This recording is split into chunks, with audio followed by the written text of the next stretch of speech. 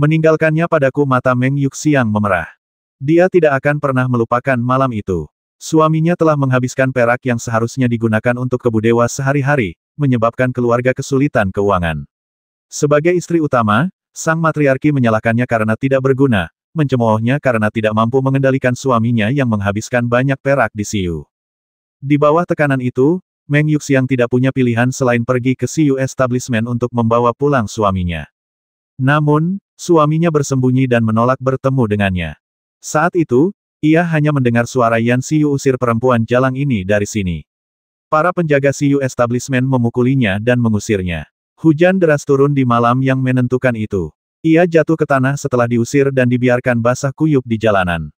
Pemandangan yang menyedihkan, yang disaksikan oleh banyak orang yang berjalan melewati Siyu Establishment. Banyak orang memandangnya seperti lelucon. Bahkan suaminya pun tidak membelanya. Ia merasa hatinya merinding dan ingin mengakhiri penderitaannya dengan basmi diri. Namun, ketika ia menatap mata putrinya yang masih kecil, ia tahu putrinya akan tak berdaya tampanya. Oleh karena itu, dia terus-menerus menyeret keluar eksistensinya yang tercela. Belakangan, kakaknya, Meng Yiqiu, menjadi terkenal. Posisinya berubah dalam semalam. Bahkan Duan Qifeng mulai memujanya. Namun, perasaannya terhadapnya telah pudar. Ia tidak ingin menjadi janda, tetapi ia ingin Duan Qifeng sedikit menderita.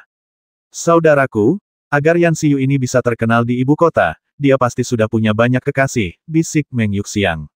Banyak di antaranya kemungkinan besar berasal dari keluarga kerajaan dan sekte kultivasi tingkat atas.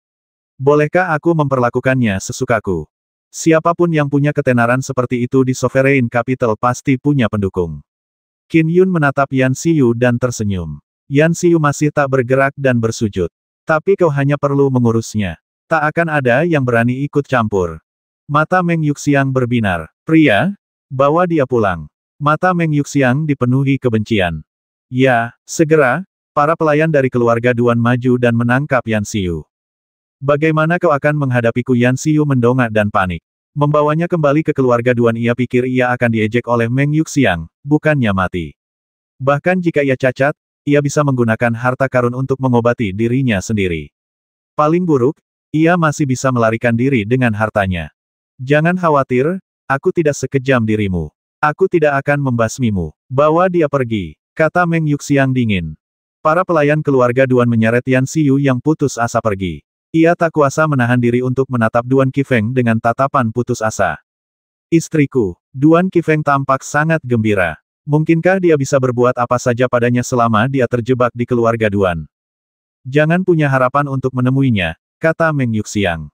Bertemu dengannya sekali, satu kakimu akan patah, tambah Qin Yun dari samping. Bertemu dengannya dua kali, dua kakimu akan patah. Bertemu dengannya tiga kali, tiga kaki. Qin Yun menatapnya dengan senyum tipis. Duan Qifeng langsung merasakan selangkangannya dingin dan bulu kuduknya berdiri tegak. Ia tersenyum patuh dan tak berani berkata apa-apa lagi. Ia sadar bahwa ia telah mendapat masalah dengan istrinya selama setahun terakhir. Jika ia tidak berperilaku baik, saudara iparnya akan membasminya dan tak seorang pun akan mencoba menyelamatkannya. Bagaimanapun, pengaruh Sekte Pedang Gunung Zhou sangat penting bagi kerajaan Chu. Sekte itu jauh lebih besar daripada keluarga Duan dari Duke Kueling. Terlebih lagi, Meng Yiqiu hanyalah eksistensi yang menakutkan. Setelah mengirim adik perempuannya kembali ke Kueling Duke Manor, Qin Yun kembali ke kediamannya. Sekte Pedang Gunung Zhou telah menyiapkan sebuah rumah bangsawan untuknya dengan banyak dayang dan pelayan untuk melayaninya. Penatua, kita sudah sampai. Kereta kuda itu berhenti. Qin Yun turun dari kereta dan melihat seorang kasim berdiri di depan istana. Ia berkulit putih tanpa janggut. Ia dengan riang maju untuk membungkuk dan berbicara dengan suara tajam, Penatua Meng, saya diperintahkan oleh Yang Mulia Putra Mahkota untuk mengundang Anda ke Menara Yufeng besok malam. Setelah berkata demikian, ia dengan sopan menyerahkan surat undangan. Putra Mahkota Dongwan dan Liu Qingxia, yang berada di sampingnya, agak khawatir. Dengan kesehatan Raja Chu yang menurun, ia tidak punya banyak waktu tersisa. Putra Mahkota kemungkinan besar akan mewarisi tahta. Katakan pada Yang Mulia bahwa saya sedang sangat sibuk saat ini. Kita bisa memutuskan tanggal lain ketika saya punya waktu, kata Qin Yun sambil berjalan langsung ke Manor. Tentang itu, kasim itu menjadi bingung tetapi Qin Yun bahkan tidak menoleh ke belakang sebelum dia memasuki istana. Penatua Meng, Kasim itu ingin masuk, tetapi para murid Sekte Pedang Gunung Zhou di pintu masuk menghentikannya. Dongwan dan Liu Qingsha bertukar pandang sebelum mereka melangkah masuk. Mereka tidak memiliki hak untuk menentukan apakah audiensi dengan putra mahkota akan terjadi. Mendesah. Ketika Kasim melihat hal itu, dia hanya bisa pergi tanpa daya. Ketika Qin Yun memasuki istana, ia menggelengkan kepalanya pelan. Putra mahkota siapapun yang menjadi raja kerajaan Chu, ia harus menjalin hubungan dengan Sekte Pedang Gunung Zhou. Kalau begitu, mengapa Sekte Pedang Gunung Zhouku harus ikut campur dalam perebutan tahta? Qin Yun merasa cukup percaya diri untuk bertindak sesuka hatinya. Namun, ia baru hidup di dunia ini selama 50 tahun. Demi Sekte Pedang Gunung Zhou, lebih baik ia tidak ikut campur. Yang mulia, Penatua Meng beralasan bahwa beliau sedang sangat sibuk saat ini. Beliau bilang tanggal lain bisa diputuskan nanti kalau ada waktu, kata Kasim itu lembut. Putra mahkota menatap kertas di tangannya sebelum mendengus dingin. Pedang es itu baru saja mengalahkan Siang Tong di depan kediaman Siyu dan bahkan membuatnya kabur setelah memotong lengannya. Dia tentu saja punya kemampuan untuk mengabaikanku. Namun, ketika aku mewarisi tahta, Sekte Pedang Gunung Zhou miliknya tentu akan datang kepadaku dengan berbagai permintaan. Tanpa bantuan pemerintah kekaisaran, Sekte Pedang Gunung Zhou miliknya tidak akan sehebat saat ini. Ya, Sekte Pedang Gunung Zhou sepenuhnya bergantung pada pemerintahan kekaisaran. Yang mulia adalah pewaris tahta dan akan menjadi raja masa depan. Meski begitu, beliau berani mengabaikan undangan Anda. Kasim itu merasa hal itu tidak dapat diterima. Cukup, silakan pergi. Putra mahkota sedang tidak senang. Dia adalah pewaris tahta yang ditunjuk dan memiliki banyak pendukung. Sudah sepantasnya dia mewarisi tahta. Namun, Pangeran ke-8 saat ini telah mengumpulkan faksi yang kuat. Tuannya berada di peringkat teratas dalam daftar surga. Hal ini membuat putra mahkota merasa sangat tertekan. Keesokan paginya, yang juga merupakan pagi pertama sejak Qin Yun datang ke ibu kota negara, Qin Yun kembali melanjutkan rutinitas hariannya berlatih pedang sebagai hal pertama yang dilakukannya. Saat Qin Yun berlatih, bola raksasa ki pedang menyelimuti sekelilingnya. Kilatan pedang itu sangat pekat. Pedang Lockhaven memiliki total 13.300 jurus, dan jurus-jurus itu sengaja dirancang sebagai rangkaian jurus yang berkesinambungan. Namun, Qin Yun dengan santai mengombinasikan jurus-jurus itu seolah-olah seperti aliran air yang mengalir deras. Jurus itu tampak sangat lembut, tetapi sebenarnya ia telah membentuk 7 kuda-kuda pedang yang hebat. 7 kuda-kuda pedang itu tampak seperti garis-garis berbeda yang membentuk jaring raksasa yang menyelimuti sekelilingnya. Pedang Lockhaven, paling hebat dalam hal kendali. Ia mengendalikan situasi dalam pertempuran. Pertama adalah pengendalian, diikuti oleh penghancuran. Ledakan. Bola raksasa itu melingkupi area seluas 1000 kaki dengan pedang ki yang berbentuk jaring. Aku sudah berhasil. Qin Yun berhenti dan tersenyum. Setelah datang ke dunia ini, aku telah mempelajari semua teknik pedang Sekte Pedang Gunung Zhou. Aku menguasai alam tertinggi hati es dari bagan pedang es pada hari pertama. Namun, menguasai alam tertinggi untuk teknik pedang lainnya jelas jauh lebih sulit. Setelah menghabiskan 3 bulan, akhirnya aku menguasai alam tertinggi kedua, Lockhaven. Ichehet berarti memiliki hati yang menyerupai cermin es. Hati itu memantulkan segala sesuatu dan cenderung menjadi ranah paramon bagi hati dan pikiran seseorang. Lockhaven telah menetapkan kendali atas lingkungan di sekitarnya. Namun, ia cenderung menjadi ranah paramon untuk seni dan teknik pedang. Qin Yun kini telah memahami hal itu. Qingsha, Dongwan. Segera, Liu Qingsha dan Dongwan tiba. Menguasai. Penatua. Keduanya sangat hormat. Dongwan, tunjukkan pedang Lockhaven milikmu, perintah Qin Yun. Ya, Dongwan gembira mendengarnya. Ia tahu Penatua Meng akan memberinya petunjuk. Ia segera mulai mendemonstrasikan pedang Lockhaven-nya. Ia telah berfokus pada teknik ini dan telah menguasai ranah niat Dao Surgawi. Qin Yun sekilas tahu bahwa Dongwan paling memahami jurus ketidakkekalan dari 7 jurus pedang besar Lockhaven Sword. Di dunia asalku, sangat sulit untuk memahami ranah niat Dao Surgawi melalui Dao mendekati keahlian di ranah Paskanatal. Itu hanya terjadi sekali setiap beberapa abad, dan setiap orang yang melakukannya akan menjadi tokoh termasyur, pikir Qin Yun. Namun di dunia ini, siapapun yang mencapai ranah Konate telah memahami ranah niat Dao Surgawi di ranah Paskanatal. Itu adalah persyaratan untuk melangkah ke ranah Konate. Penting bagi seseorang untuk memahami alam niat sebelum mereka dapat memperoleh inti palsu bawaan di dunia ini. Mereka semua memiliki keahlian mendekati Dao. Itu karena teknik mereka sempurna, gumam Qin Yun dalam hati. Misalnya, masing-masing dari 7 jurus pedang Lock Heaven Sword memiliki hampir 2000 jurus. Jurus-jurus itu seperti anak tangga yang disusun satu demi satu. Begitu seseorang mencapai ujung tangga, ia secara alami akan mencapai alam niat. Sebagai perbandingan, dunia asalnya hanya memiliki jurus pedang biasa dan beberapa jurus mematikan. Perkembangan dunia seseorang bergantung pada pemahamannya sendiri. Orang-orang abadi akan fokus pada kekuatan ilahi, teknik jimat, penyempurnaan artefak atau pil, dan sebagainya. Mustahil bagi generasi-generasi jenius berbakat untuk fokus sepenuhnya pada teknik pertarungan jarak dekat. Namun, banyak gerakan pedang di dunia ini berkembang selangkah demi selangkah, hingga akhirnya menjadi sistem yang lengkap. Hal ini langsung mengarah ke ranah niat. Misalnya, 7 posisi pedang Lock Heaven Sword akan bergabung untuk menunjuk ke arah alam Paramon. Demikian pula, bagan pedang Frost juga menunjuk ke arah alam Paramon. Bahkan ada bagan masuk Dao yang ditambahkan kemudian. Namun, melangkah ke dalam Dao terlalu esoteris. Bagan itu sendiri hanya bisa memberikan arahan, tetapi persyaratan ketajaman seseorang sangatlah tinggi. Teknik pedang telah menjadi sistemik. Teknik ini membimbing seseorang secara perlahan menuju ranah niat Dao surgawi, pikir Qin Yun. Teknik ini juga membuat keahlian mendekati Dao menjadi sangat umum di dunia ini. Namun, orang-orang yang mencapai keahlian mendekati Dao dengan cara ini terbatas dalam hal apapun yang dapat mereka capai di masa depan. Mungkin saja di dunia saat ini dengan energi spiritual langit dan bumi yang tipis, mereka yang berada di ranah niat dan ranah Paramon sama sekali tidak kalah dengan mereka yang berada di dunia asalku. Bahkan ada 5 orang yang berada di peringkat dewa yang telah melangkah ke Dao. Warisan dunia ini sungguh mengesankan. Aku bisa menggunakan berbagai teknik pedang yang ada di sini untuk menguasai lebih banyak alam tertinggi dan meningkatkan Dao pedangku, pikir Qin Yun. Jika aku hanya mengandalkan diriku sendiri, akan sangat sulit untuk memahami bahkan satu alam tertinggi. Karena teknik pedang dunia ini bersifat sistemik dalam panduannya, kesulitan menguasai alam tertinggi jauh lebih rendah. Dengan ketajaman saya yakin saya akan menguasai lebih banyak alam tertinggi dalam 50 tahun. Qin Yun tidak akan mempelajari semua teknik yang ada. Ia hanya akan memilih teknik yang menurutnya cocok untuk Dao pedangnya, teknik yang dapat menutupi kelemahannya atau bahkan menyempurnakannya. Hanya teknik yang akan ia pelajari dengan saksama. Lembah Centaurea, salah satu dari 8 sekte besar di kerajaan Chu. Sekte ini seluruhnya beranggotakan perempuan, dan banyak di antara mereka yang diincar kaum pria.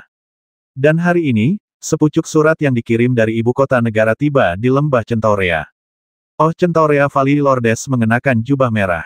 Di antara matanya terpancar pesona. Ia adalah seorang ahli peringkat 35 dalam daftar bumi. Pedang es Meng Yiqiu tiba di ibu kota dan mengalahkan Xiang Tong di depan Siyu Establishment. Dia memotong lengan Xiang Tong dan memaksanya melarikan diri. Sang putri Lembah Centaurea tak kuasa menahan diri untuk tidak merasa khawatir. Ia segera menatap seorang wanita tua di sampingnya. Penatua Wu, aku ingat Gong Yan'er melahirkan anak Meng Yiqiu setelah ia kembali. Wanita tua itu tak dapat menahan diri untuk menjawab, Tuan Lembah, bukankah Anda yang memberi perintah untuk membuangnya? Dilempar kemana siapa yang melemparnya, desak Nyonya Lembah Centaurea dengan cemas. Aku tidak tahu. Wanita tua itu menggelengkan kepalanya. Mungkin murid sekte luar atau pelayan yang membuangnya. Cepat selidiki dan temukan anak itu, kata Nyonya Lembah Centaurea cemas. Tidak, aku akan mencarinya sendiri. Di dalam Lembah Centaurea, Gong Yan'er berpakaian merah sedang duduk sendirian di tepi sungai dengan hamparan bunga besar di sisinya. Dia tampak linglung, memandangi hamparan bunga dengan ekspresi yang sangat lesu. Apakah itu kakak senior Gong? Seorang wanita berpakaian ungu berjalan mendekat dan berkata sambil tersenyum. Kudengar Nyonya Lembah menginstruksikanmu untuk berkenalan dengan putra muda Makuis Bela Diri Selatan. Kau bahkan tidak berhasil melakukannya, Cek. Bagaimana mungkin kau gagal dalam tugas sederhana berkenalan kakak senior Gong? Kurasa kau sudah terlalu tua. Kau hampir 30 tahun ini, kan mungkin sebaiknya kau tidak menampakkan diri lagi nanti. Ting Mahadewa di lembah dan lakukan beberapa pekerjaan rumah tangga. Salah satu pelayanku agak ceroboh dan dia meninggal setelah beberapa kali cambukanku. Kakak senior Gong, jika kau menjadi pelayanku, aku yakin kau pasti akan pintar dan rajin. Gong Yan'er menatapnya sekilas namun tidak mengatakan sepatah kata pun. Lembah Centaurea adalah lingkungan yang kejam.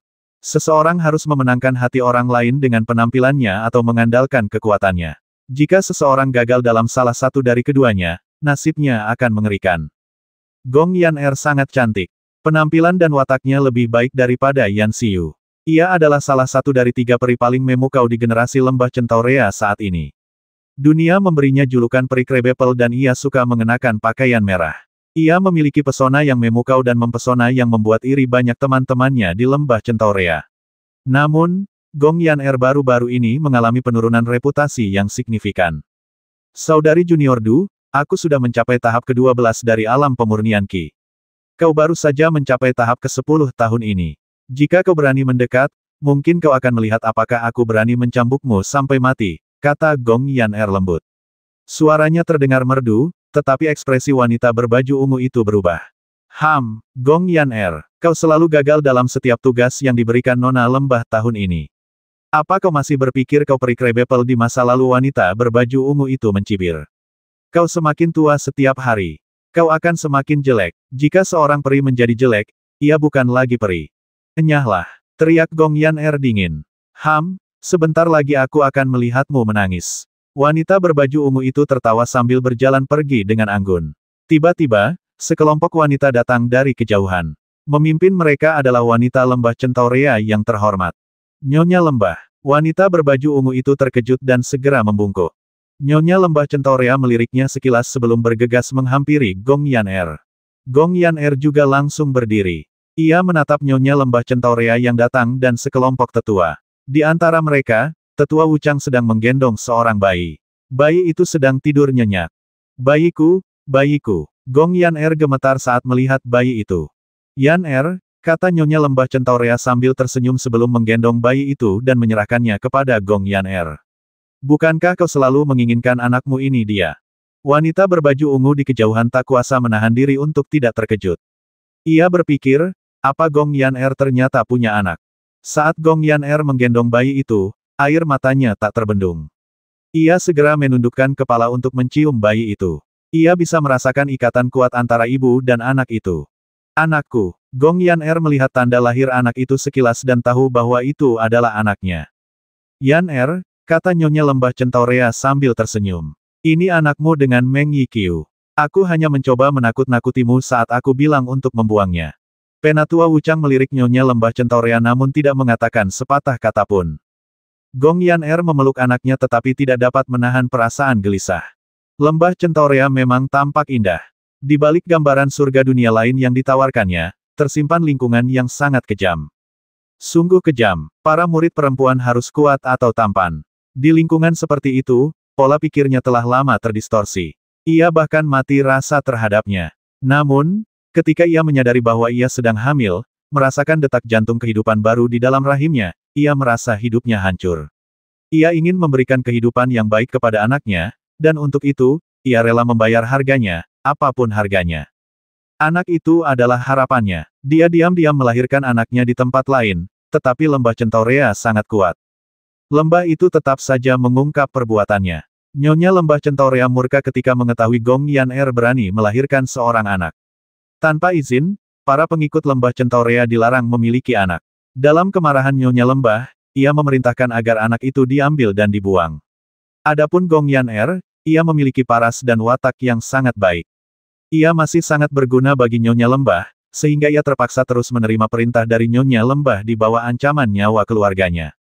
Namun jelas, dia telah gagal dalam misinya akhir-akhir ini. Nona Lembah, apa yang kau inginkan dariku? Gong Yan'er memeluk anaknya dengan gugup.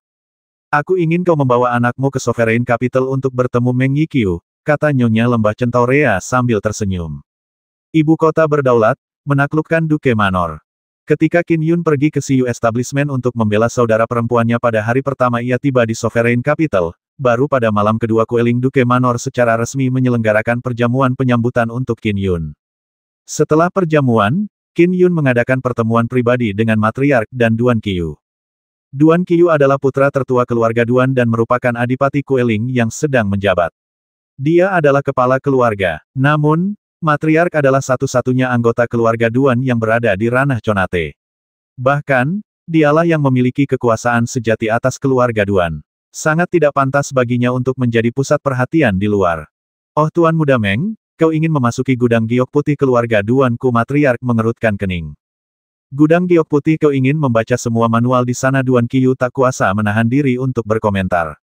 Semakin kuat sebuah manual, semakin besar pula kecemburuan surga yang ditimbulkannya. Setiap kali dibaca, manual itu akan rusak. Qin Yun mengangguk. Aku tahu, tapi mungkin itu masih mungkin.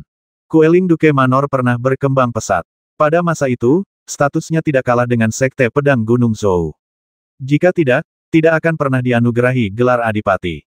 Terlebih lagi, gudang giok putih adalah hal paling terkenal dari Queling Duke Manor. Banyak buku panduan tersembunyi di dalamnya. Tentang itu, Duan Qiyu melihat ke arah Matriark. Matriark merenung sejenak sebelum tersenyum pada Qin Yun. Tuan Muda Meng dan keluarga Duan saya memiliki ikatan yang erat. Meskipun buku-buku panduan di White Jade Repository sangat berharga, tidak masalah bagi Anda untuk membacanya dengan bebas. Tidak perlu membicarakan harga, tetapi saya berharap Tuan Muda Meng bersedia menjanjikan satu hal kepada saya. Matriark, silakan bicara. Qin Yun mengangguk. Jika istana Queling Duke milikku berada di ambang kehancuran semasa hidupmu, aku berharap Tuan Muda Meng dapat membantunya. Kau hanya perlu memastikannya tidak runtuh, kata Matriark. Baiklah, Qin Yun mengangguk. Sebenarnya, aku akan melindungi Queling Duke Manor demi adik perempuan dan keponakanku. Mendengar ini, sang Matriark tersenyum. Namun, ia berpikir, Meng Yiqiu ini sungguh peduli pada adiknya. Ya, bagaimanapun juga, dialah satu-satunya kerabatnya. Dan anak Yuxiang itu tidak boleh dinikahkan dengan orang lain saat ia besar nanti. Menantu laki-lakinya harus dinikahkan dengan orang lain. Matriark segera mengambil keputusan setelah Qin Yun memberikan kata-katanya. Ia memutuskan untuk mengangkat status Meng Yuxiang dalam keluarga Duan. Putri Meng Yuxiang akan tetap tinggal di keluarga, dan calon suaminya akan menikah. Kalau begitu, aku akan pergi ke gudang giok putih dulu. Qin Yun berdiri. Baiklah kalau begitu. Matriark tersenyum dan berdiri. Matriark, istirahatlah. Kau tidak perlu menemaniku, kata Qin Yun segera. Setelah Matriark duduk, Qin Yun pamit. Hanya Matriark dan Duan Qiyu yang tersisa di ruangan itu. Nenek, Duan Qiyu tak kuasa menahan diri untuk berkata. Meng Yiqiu ini sama sekali tidak menghormati Yang Mulia, putra mahkota. Dia bahkan mengabaikan nasihatku. Sekarang, dia masih ingin memasuki gudang giok putih kita. Tempat ini sangat penting, tapi kau membiarkannya masuk sesuka hatinya. Qiyu, Matriark menggelengkan kepalanya. Aku sebenarnya tidak pernah setuju kau berpihak pada putra mahkota. Jika kita tidak memihak, siapapun yang mewarisi tahta akan mengambil tindakan terhadap keluarga Duan kita, kata Duan Qiyu segera. Selama kita mendukung Yang Mulia, beliau pasti akan menghadiahi kita dengan berlimpah saat beliau mewarisi tahta. Keluarga Duan kita mungkin bisa memanfaatkan kesempatan ini untuk kembali sejahtera. Perebutan tahta itu penuh bahaya. Berada di pihak yang menang jelas akan menguntungkan, tetapi jika kita berada di pihak yang kalah. Matriark menggelengkan kepalanya. Alasan aku menyetujui permintaan Meng Yiqiu untuk memasuki gudang giok putih adalah karena janjinya. Ketika keluarga Duan benar-benar menghadapi bahaya, dia mungkin akan menjadi titik terakhir yang bisa kita hadapi. Yang Mulia adalah pewaris tahta yang ditunjuk dan merupakan orang pertama dalam garis suksesi kerajaan. Beliau didukung oleh banyak faksi. Beliau pasti akan mewarisi tahta, kata Duan Qiyu. Dunia ini sulit diprediksi. Dahulu ada 4 adipati, tetapi sekarang hanya ada keluarga Duan dan keluarga Shen, kata Matriark. Siapa yang tahu apa yang akan terjadi di masa depan? Sebaiknya kita punya rencana cadangan. Ya, Duan Qiyu mengangguk patuh. Pada hari-hari berikutnya, Qin Yun menghabiskan waktunya membaca satu persatu manual di White Jade Repository. Ia tidak kembali ke kediamannya. Dalam 3 hari, ia menyelesaikan semua manual di White Jade Repository. Dengan kemampuannya, ia secara alami dapat mengingat semuanya setelah membaca manual tersebut sekali. Ia bahkan dapat mengingat teknik-teknik dari manual biasa dalam pikirannya setelah sekali membaca, dan memahaminya sepenuhnya tanpa masalah. Hanya beberapa manual yang membutuhkan Qin Yun untuk benar-benar merenungkannya. Saya belajar banyak. Dari segi manual, mereka tidak jauh lebih buruk daripada milik Sekte Pedang Gunung Zhou. Gudang giok putih milik Queling Duke Manor memang sesuai dengan namanya. Qin Yun berjalan keluar dari gudang giok putih sambil tersenyum. Ia menatap langit, tempat bulan yang mulai memudar menggantung. Hari sudah larut malam. Tuan Muda Meng, keamanan di gudang giok putih sangat ketat. Para penjaga di pintu masuk membungkuk sopan kepadanya. Qin Yun mengangguk. Waktunya kembali. Sudah 3 hari 3 malam. Sudah waktunya untuk kembali. Dengan ketukan kakinya, ia langsung melesat keluar sebagai seberkas cahaya, meninggalkan bayangan di belakangnya. Ia terbang menuju istananya. Energi spiritual langit dan bumi di dunia sangat tipis, tetapi Qin Yun memiliki jiwa yang kuat. Ia dapat menggunakan energi spiritual langit dan bumi secara paksa untuk memberikan sedikit kekuatan pada mantra dharmanya. Namun, ia tidak mau repot-repot melakukannya. Sebaliknya, ia menggunakan domain niatnya untuk mengendalikan tubuhnya saat terbang. Setelah terbang lebih dari 5 kilometer, ia perlahan mendekati rumahnya. Qin Yun sedikit mengernyit dan berhenti di udara. Ia mengamati sekelilingnya dan berkata dengan dingin, "Keluar." "Hahaha, kamu tidak kabur bahkan setelah menemukan penyergapan kamu percaya diri sekali. Anak muda, terlalu percaya diri hanya berarti kesombongan. Itu akan mengorbankan nyawamu. Menurutku, hari ini tahun depan akan menjadi hari peringatan kematianmu." Dua suara terdengar dari dua arah yang berbeda. Suara mendesing. Dua sosok terbang ke sisinya dan berhenti di udara. Keduanya adalah tetua. Satu sosok berambut seputih salju dan yang lainnya berambut merah menyala. Mereka sangat mirip satu sama lain. Keduanya terkikik aneh. Aura esensi kuintesential yang dipancarkan tubuh mereka berbeda. Yang satu aura seputih salju yang membekukan seluruh ruangan, sementara yang satu lagi aura merah menyala yang membakar. Suhu tingginya membakar beberapa pohon dan bangunan di sekitarnya, seolah-olah hari itu adalah hari terpanas di musim panas. Seketika, penghuni rumah-rumah di sekitarnya terbangun karena terkejut. Api, tembak, lari untuk menyelamatkan diri. Dingin sekali. Ini pertengahan musim panas. Kenapa dingin sekali? Mereka tadinya tertidur lelap, tetapi sekarang mereka semua terbangun dan kacau balau. Satu kawasan sangat dingin hingga membentuk es sementara kawasan lain sangat panas hingga membakar area tersebut. Namun, aura yang sangat berbeda itu menyatu dengan sempurna, membentuk rantai panjang es dan api. Aura yang tampak seperti tidak ada itu membentuk rantai fisik setelah bercampur dan terikat. Rantai es dan api yang melingkari Qin Yun adalah serangan terkenal, rantai es api dari dua sosok ibel tersebut. Kecepatan seseorang akan berkurang drastis setelah terlilit rantai tersebut. Hal itu membuat pelarian hampir mustahil. "Jadi, ini saudara-saudara Tong," kata Qin Yun. "Apakah Raja Wei mengirim kalian berdua untuk menghadapiku?" Peringkat ke-18 dalam gulungan bumi ibel api Tong Fang. Seorang kasim tua dari kerajaan Wei. Karena tidak memiliki an khusus dan bakatnya yang luar biasa, ia telah mengembangkan Dharma Agung ibel api hingga tingkat yang sangat mendalam. Peringkat ke-19 dalam daftar bumi ibel es Tong Lai. Bakat Tong Lai sama sekali tidak kalah dengan kakaknya. Kerajaan Wei juga telah melatihnya semaksimal mungkin. Namun, ia memilih untuk berlatih teknik ibel es. Seperti kakaknya, ia juga menguasainya hingga tingkat yang sangat mendalam. Kedua saudara itu dekat, dan mereka telah bekerja sama begitu lama hingga menciptakan serangan kombinasi yang terkenal. Berdasarkan kekuatan masing-masing, mereka menduduki peringkat 20 teratas dalam daftar bumi. Namun, jika keduanya bergabung, mereka memiliki kekuatan untuk masuk 5 besar dalam daftar bumi. Keduanya adalah ahli yang kuat dan sangat setia kepada keluarga Kekaisaran Wei. Membasmi orang sepertimu tidak memerlukan perintah pribadi Raja Wei. Suara Firevin lebih tajam. "Pang, kau seharusnya merasa terhormat karena kami berdua bergabung untuk membasmimu," kata Ichevin sambil mengejek. Kedua ibel itu bertindak hampir bersamaan saat mereka menyerang Qin Yun. Mereka mengenakan senjata aneh, dan keduanya telah hidup lebih dari 100 tahun, memberi mereka pengalaman tempur yang kaya dan mahir dalam pertarungan jarak dekat. Wilayah kekuasaan mereka berdua melebihi 200 kaki. Terlihat jelas betapa kuatnya wilayah kekuasaan mereka. Membasmi. Duo ini saling melengkapi dengan sempurna saat mereka mengelilingi Qin Yun. Dengan pedang es di tangannya, hati Qin Yun yang setenang cermin es memantulkan setiap gerakan di sekitarnya. Ia menangkis serangan kedua ibel itu. Peng, peng, peng. Gempa susulan akibat bentrokan mereka menyebabkan beberapa bangunan di sekitarnya runtuh. Pohon-pohon tumbang sementara dedaunan beterbangan akibat kekacauan itu. Apa yang telah terjadi? Lihat, ada orang yang bertarung di langit. Wow, di langit. Warga sekitar terus berlari menjauh karena area medan pertempuran terus membeku menjadi lapisan es dan terbakar. Ledakan dari bentrokan tersebut membuat warga bersembunyi. Mereka bahkan tidak sempat memadamkan api. Mereka tidak berani mengatakan sepatah kata pun saat melihat 3 sosok kabur bertarung di langit. Orang yang bisa terbang di langit. Pertarungan pada level seperti itu bukanlah sesuatu yang berani dilakukan oleh para polisi. Teknik pertarungan jarak dekat kedua ibel ini cukup menarik. Teknik-teknik itu mengandung sedikit bayangan dari ranah juxtaposition Paramount milikku. Masing-masing mewakili satu aspek yin dan yang. Dengan kombinasi yin dan yang seperti itu, mereka tidak menunjukkan kekurangan apapun. Hampir mustahil untuk mengalahkan mereka di ranah domain niat.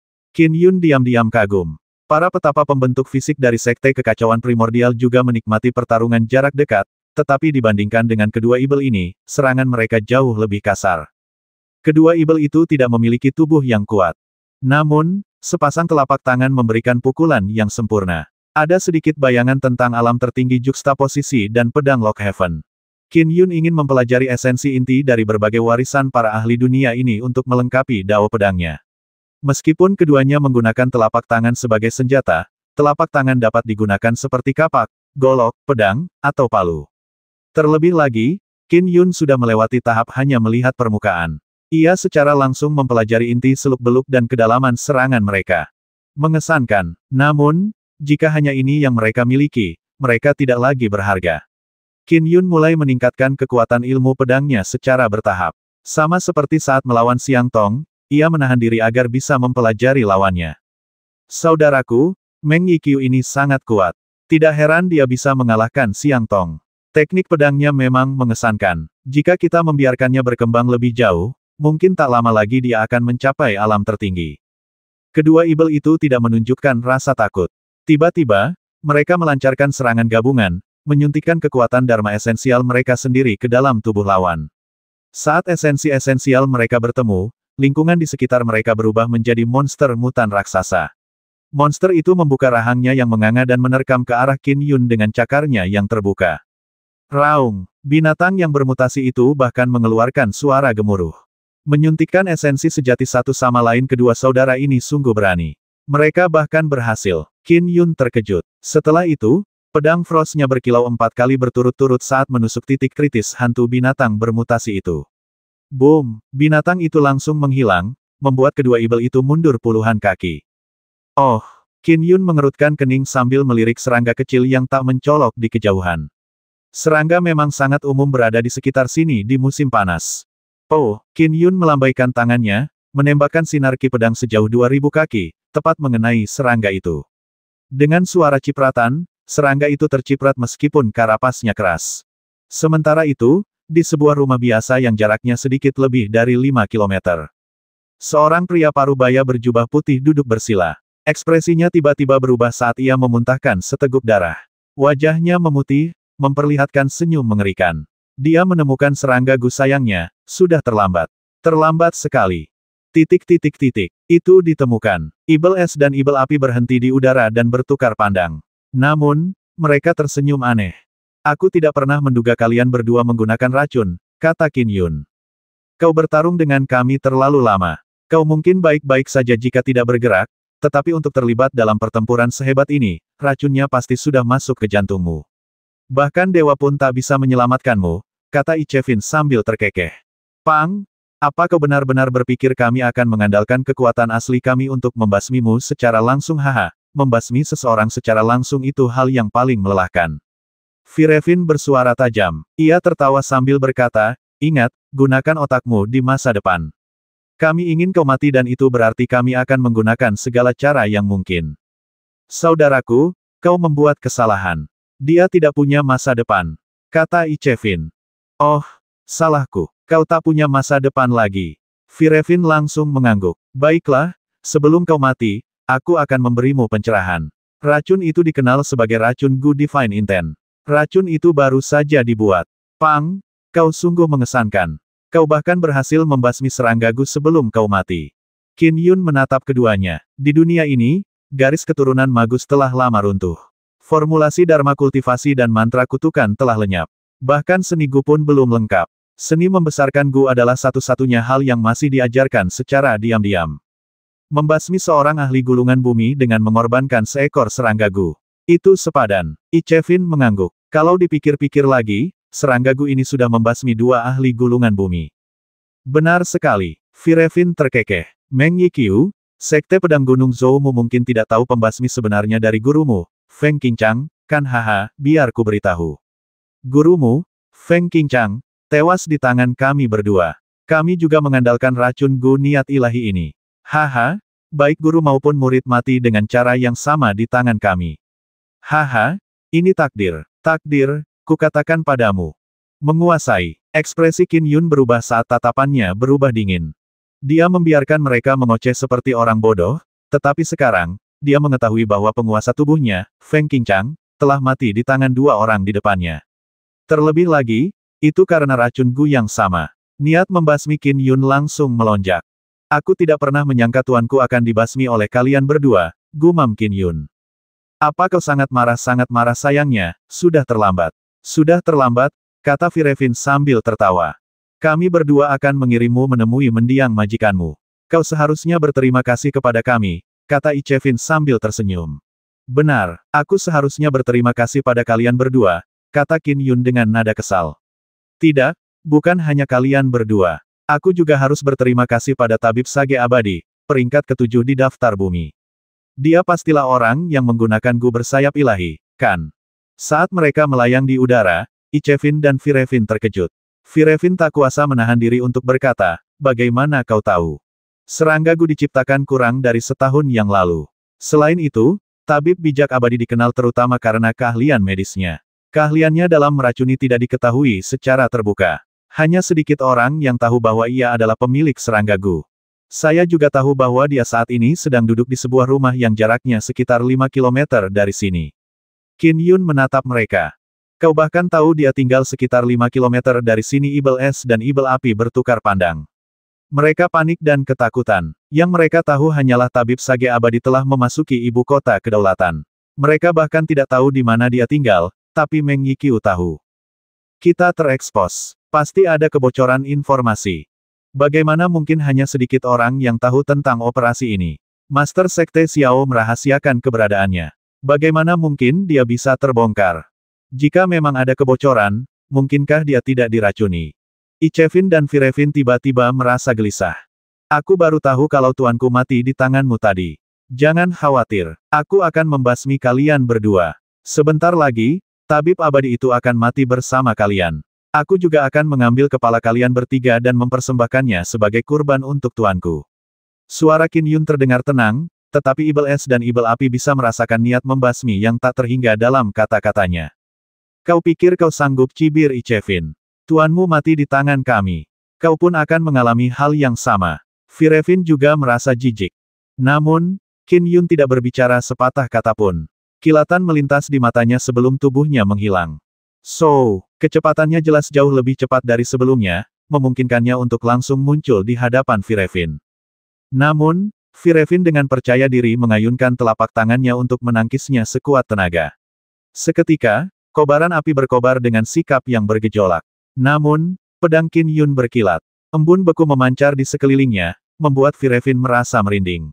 Setelah itu, ia menyadari bahwa pedang embun beku telah berubah menjadi kilatan cahaya sedingin es. Kilatan itu saja telah mengirim kesadarannya ke dalam kegelapan abadi. Ibel Api, mati. Tubuhnya mulai jatuh ke tanah tanpa kehidupan. Ibel Es melihat semua yang terjadi dengan jelas karena ia berdiri di samping kakaknya. Teknik pedang Frost Sword Meng Yiqiu tiba-tiba menjadi jauh lebih cepat. Telapak tangan kakaknya meleset dan pedang itu menusuk tepat di dahi kakaknya.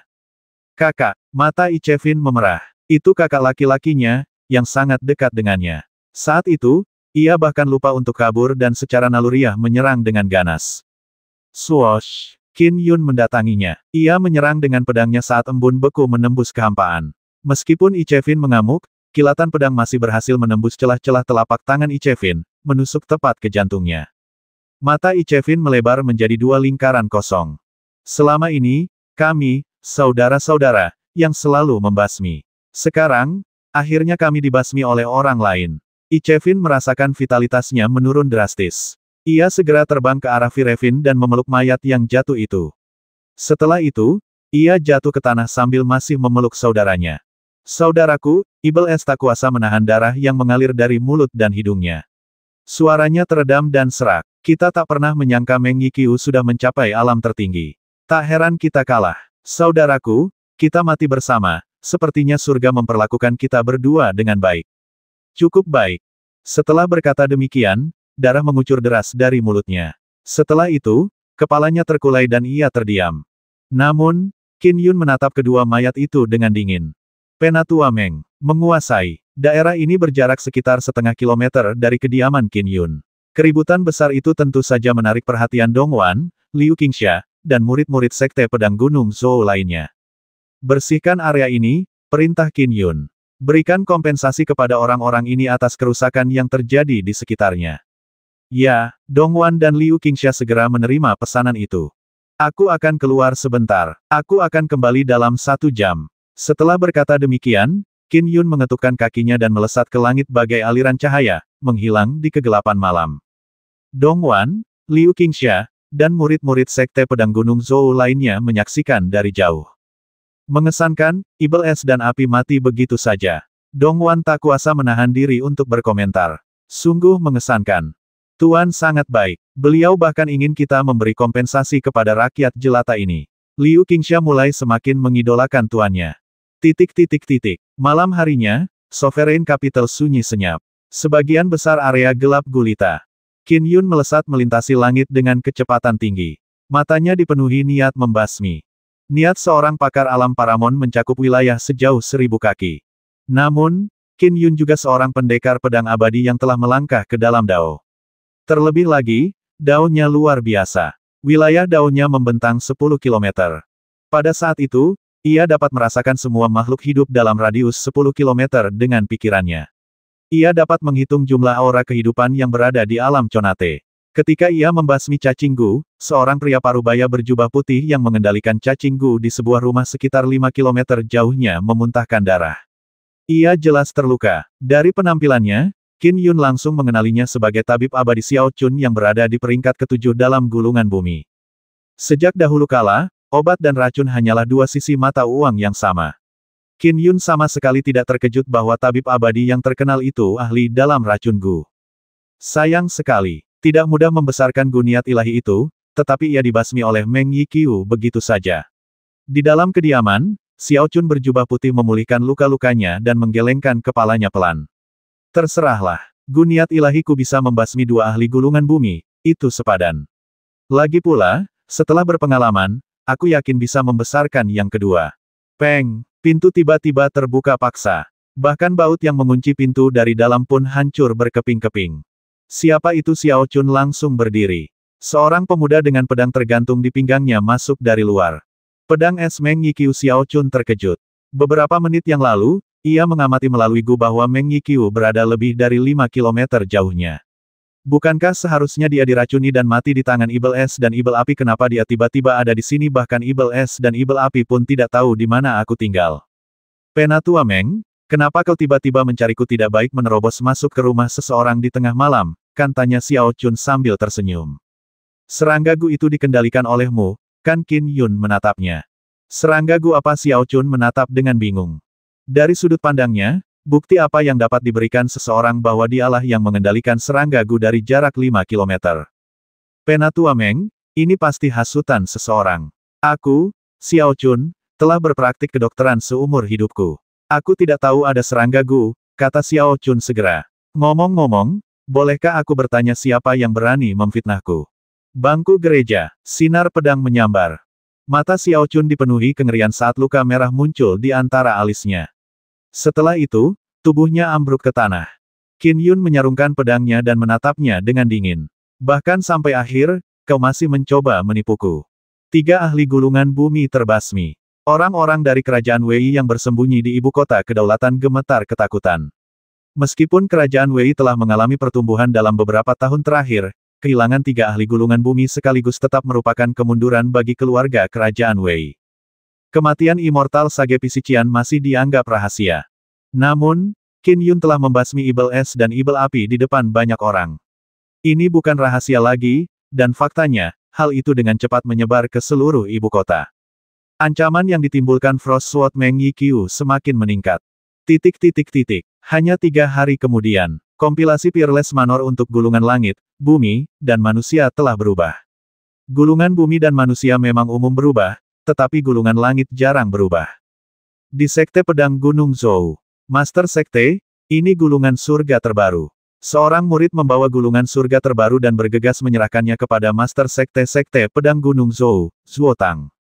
Zuotang yang gemuk sedang memancing dan dalam suasana hati yang sangat baik. Oh, Zuotang menerimanya sambil tersenyum. Setelah membolak-baliknya, matanya tak kuasa menahan diri untuk tidak berbinar. Gulungan surga mengurutkan 3 keluarga kerajaan dunia, para bangsawan, sekte-sekte besar, para kultivator pengembara, serta para kultivator dari berbagai pulau di lautan. Singkatnya, selama ada indikasi, semua ahli alam Conate Paramon akan diurutkan. Meski begitu, jumlah orang yang benar-benar masuk dalam gulungan surga sangat menyedihkan. Hingga saat ini, hanya ada 23 orang. Beberapa dari mereka tidak dapat ditemukan jejaknya bahkan setelah lebih dari 1 abad. Namun, daftar surga akan terus mencantumkan mereka selama mereka masih dalam rentang hidup yang diharapkan dan tidak ada bukti kematian mereka. Bagus, sangat bagus. Zuotang menatap gulungan surga terbaru dengan mata membara. Gulungan ke-6 di surga pedang es Meng Yiqiu.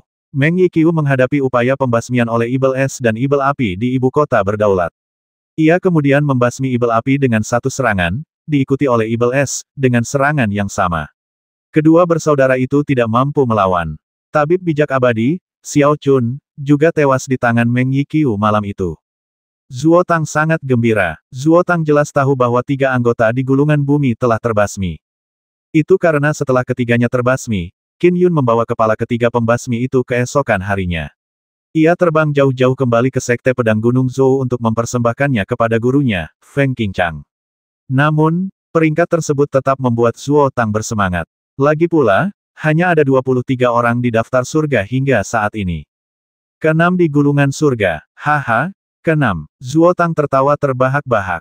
Sepertinya Sekte Pedang Gunung Zhouku akan mengantar era yang paling makmur. Sebuah kapal mengalir menyusuri sungai, menuju Sovereign Capital. Di atas kapal, Gong Yan seorang wanita berjubah merah, sedang menggendong seorang bayi. Ia bermain dengannya sementara gulungan surga edisi terbaru diletakkan di atas meja di sampingnya. Sayangku. Gong Yan menatap anaknya dan berseri-seri gembira. Ayahmu sungguh hebat. Dia sekarang masuk dalam daftar surga. Tak akan ada yang berani menindasmu lagi. Bahkan lembah Centaurea pun tak akan berani. Qin Yun sedang membaca dengan santai di selentingan di ibu kota. Karena gulungan surga dirilis kemarin, Putra Mahkota dan Pangeran ke-8 masing-masing mengiriminya undangan pagi-pagi sekali. Qin Yun menolak keduanya. Penatua Meng. Dongwan berlari masuk. Ada apa sekarang aku tidak bisa membaca dengan tenang? Qin Yun menurunkan bukunya dengan kesal. Dongwan semakin kagum pada Qin Yun. Dalam beberapa hari sejak mereka tiba di ibu kota, nasihat Qin Yun telah membuatnya jauh lebih bahagia. Pemahamannya tentang pedang Lock Heaven telah meningkat pesat. Ia secara alami mulai berlama-lama di sekitar Qin Yun dan menunjukkan rasa hormat yang lebih besar. Namun, ia tidak tahu bahwa Qin Yun telah mencapai alam Paramon dalam pedang Lock Heaven. Terlebih lagi, ia adalah seorang pendekar pedang abadi yang telah melangkah ke Dao. Nasihat yang ia berikan tentang teknik pedang adalah sesuatu yang tak tertandingi oleh siapapun dari Sekte Pedang Gunung Zhou.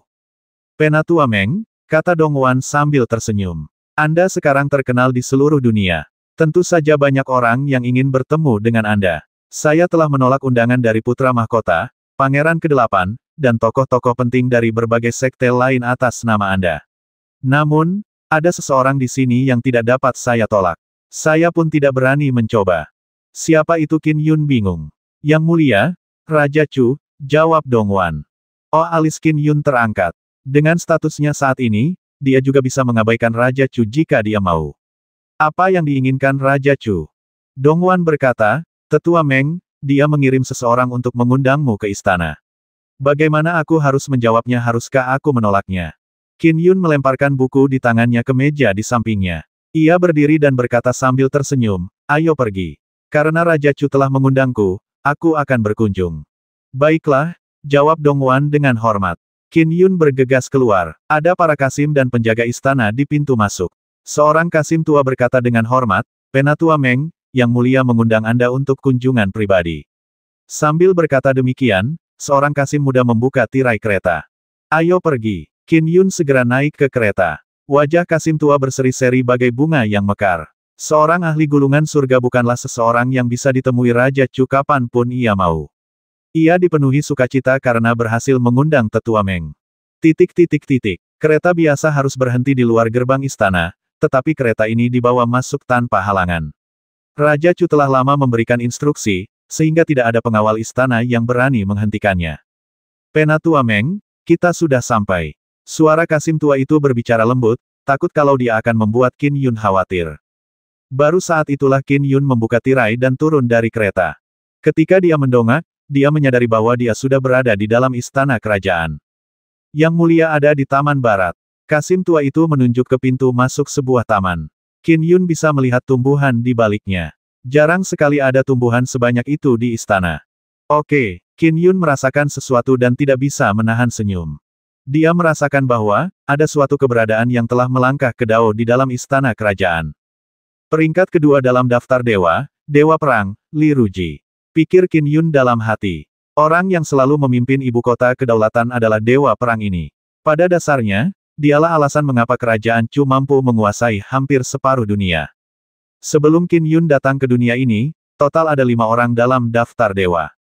Mereka yang bisa masuk ke dalam daftar dewa secara alami adalah eksistensi yang telah melangkah ke dalam Dao. Kekuatan mereka sangat mengerikan.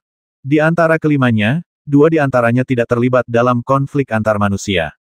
3 lainnya masing-masing mendukung suatu negara. Mereka mendukung kerajaan Chu, kerajaan Wei, atau kerajaan Yan. Masing-masing negara memiliki eksistensi yang telah melangkah ke Dao mewakili mereka. Di antara mereka, Dewa Perang, Li Ruji, pernah menduduki peringkat pertama dalam daftar dewa untuk waktu yang lama. Hal itu membuat kerajaan Chu sangat kuat. Namun kini, ia telah jatuh ke peringkat kedua dalam daftar dewa. Di antara pilar-pilar mutlak keluarga kerajaan-kerajaan Chu, ada 1 di daftar dewa dan 1 di daftar surga, pikir Qin Yun.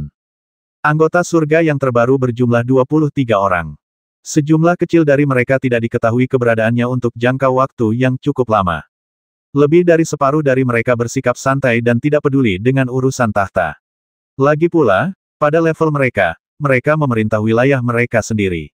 Pergantian dinasti tidak memengaruhi mereka. Kurang dari setengahnya memiliki hubungan dengan salah satu dari 3 keluarga kerajaan. Misalnya, Jenderal Besar Sue Chong dalam daftar surga adalah pendukung setia keluarga kerajaan-kerajaan Chu.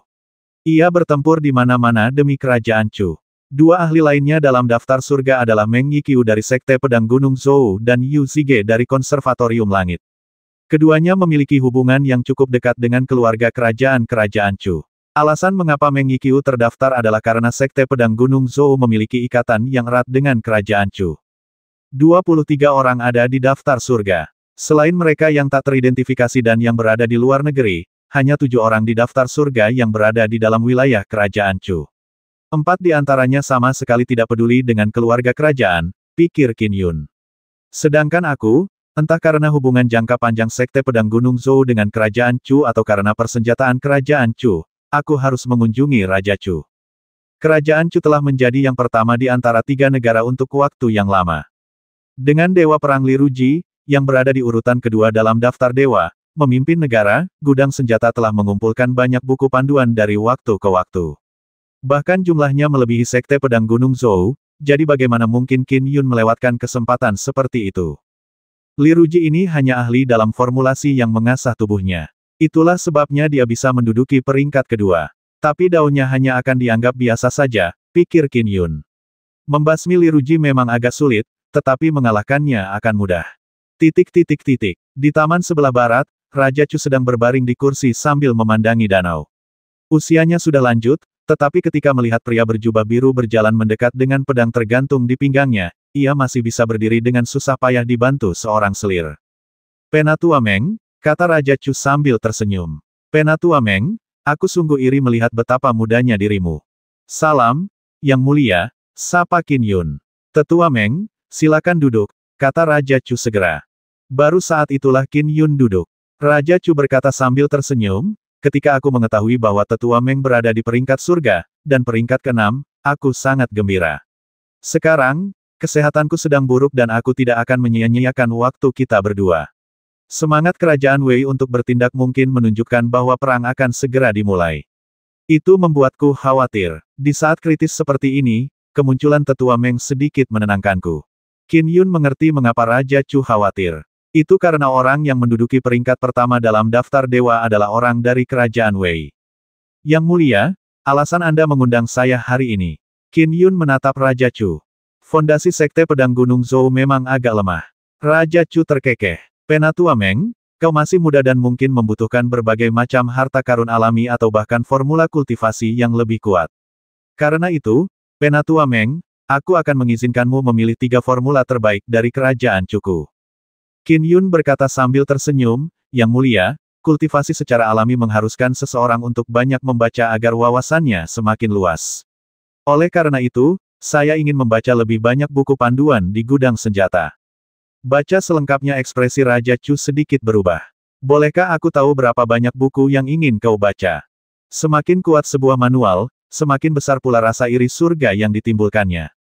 Ada batas berapa kali seseorang dapat membacanya. Setelah batas tersebut tercapai, manual tersebut akan dimusnahkan. Karena ini dimaksudkan untuk memperluas wawasan, tentu saja aku bermaksud segalanya. Kata Qin Yun. Raja Chu mengerutkan kening. Semuanya, itu permintaan yang cukup berani. Bahkan selir di samping Raja Chu diam-diam merasa khawatir. Apa maksudnya ini? Apakah Meng Yiqiu ini mencoba mengancamku, pikir Raja Chu.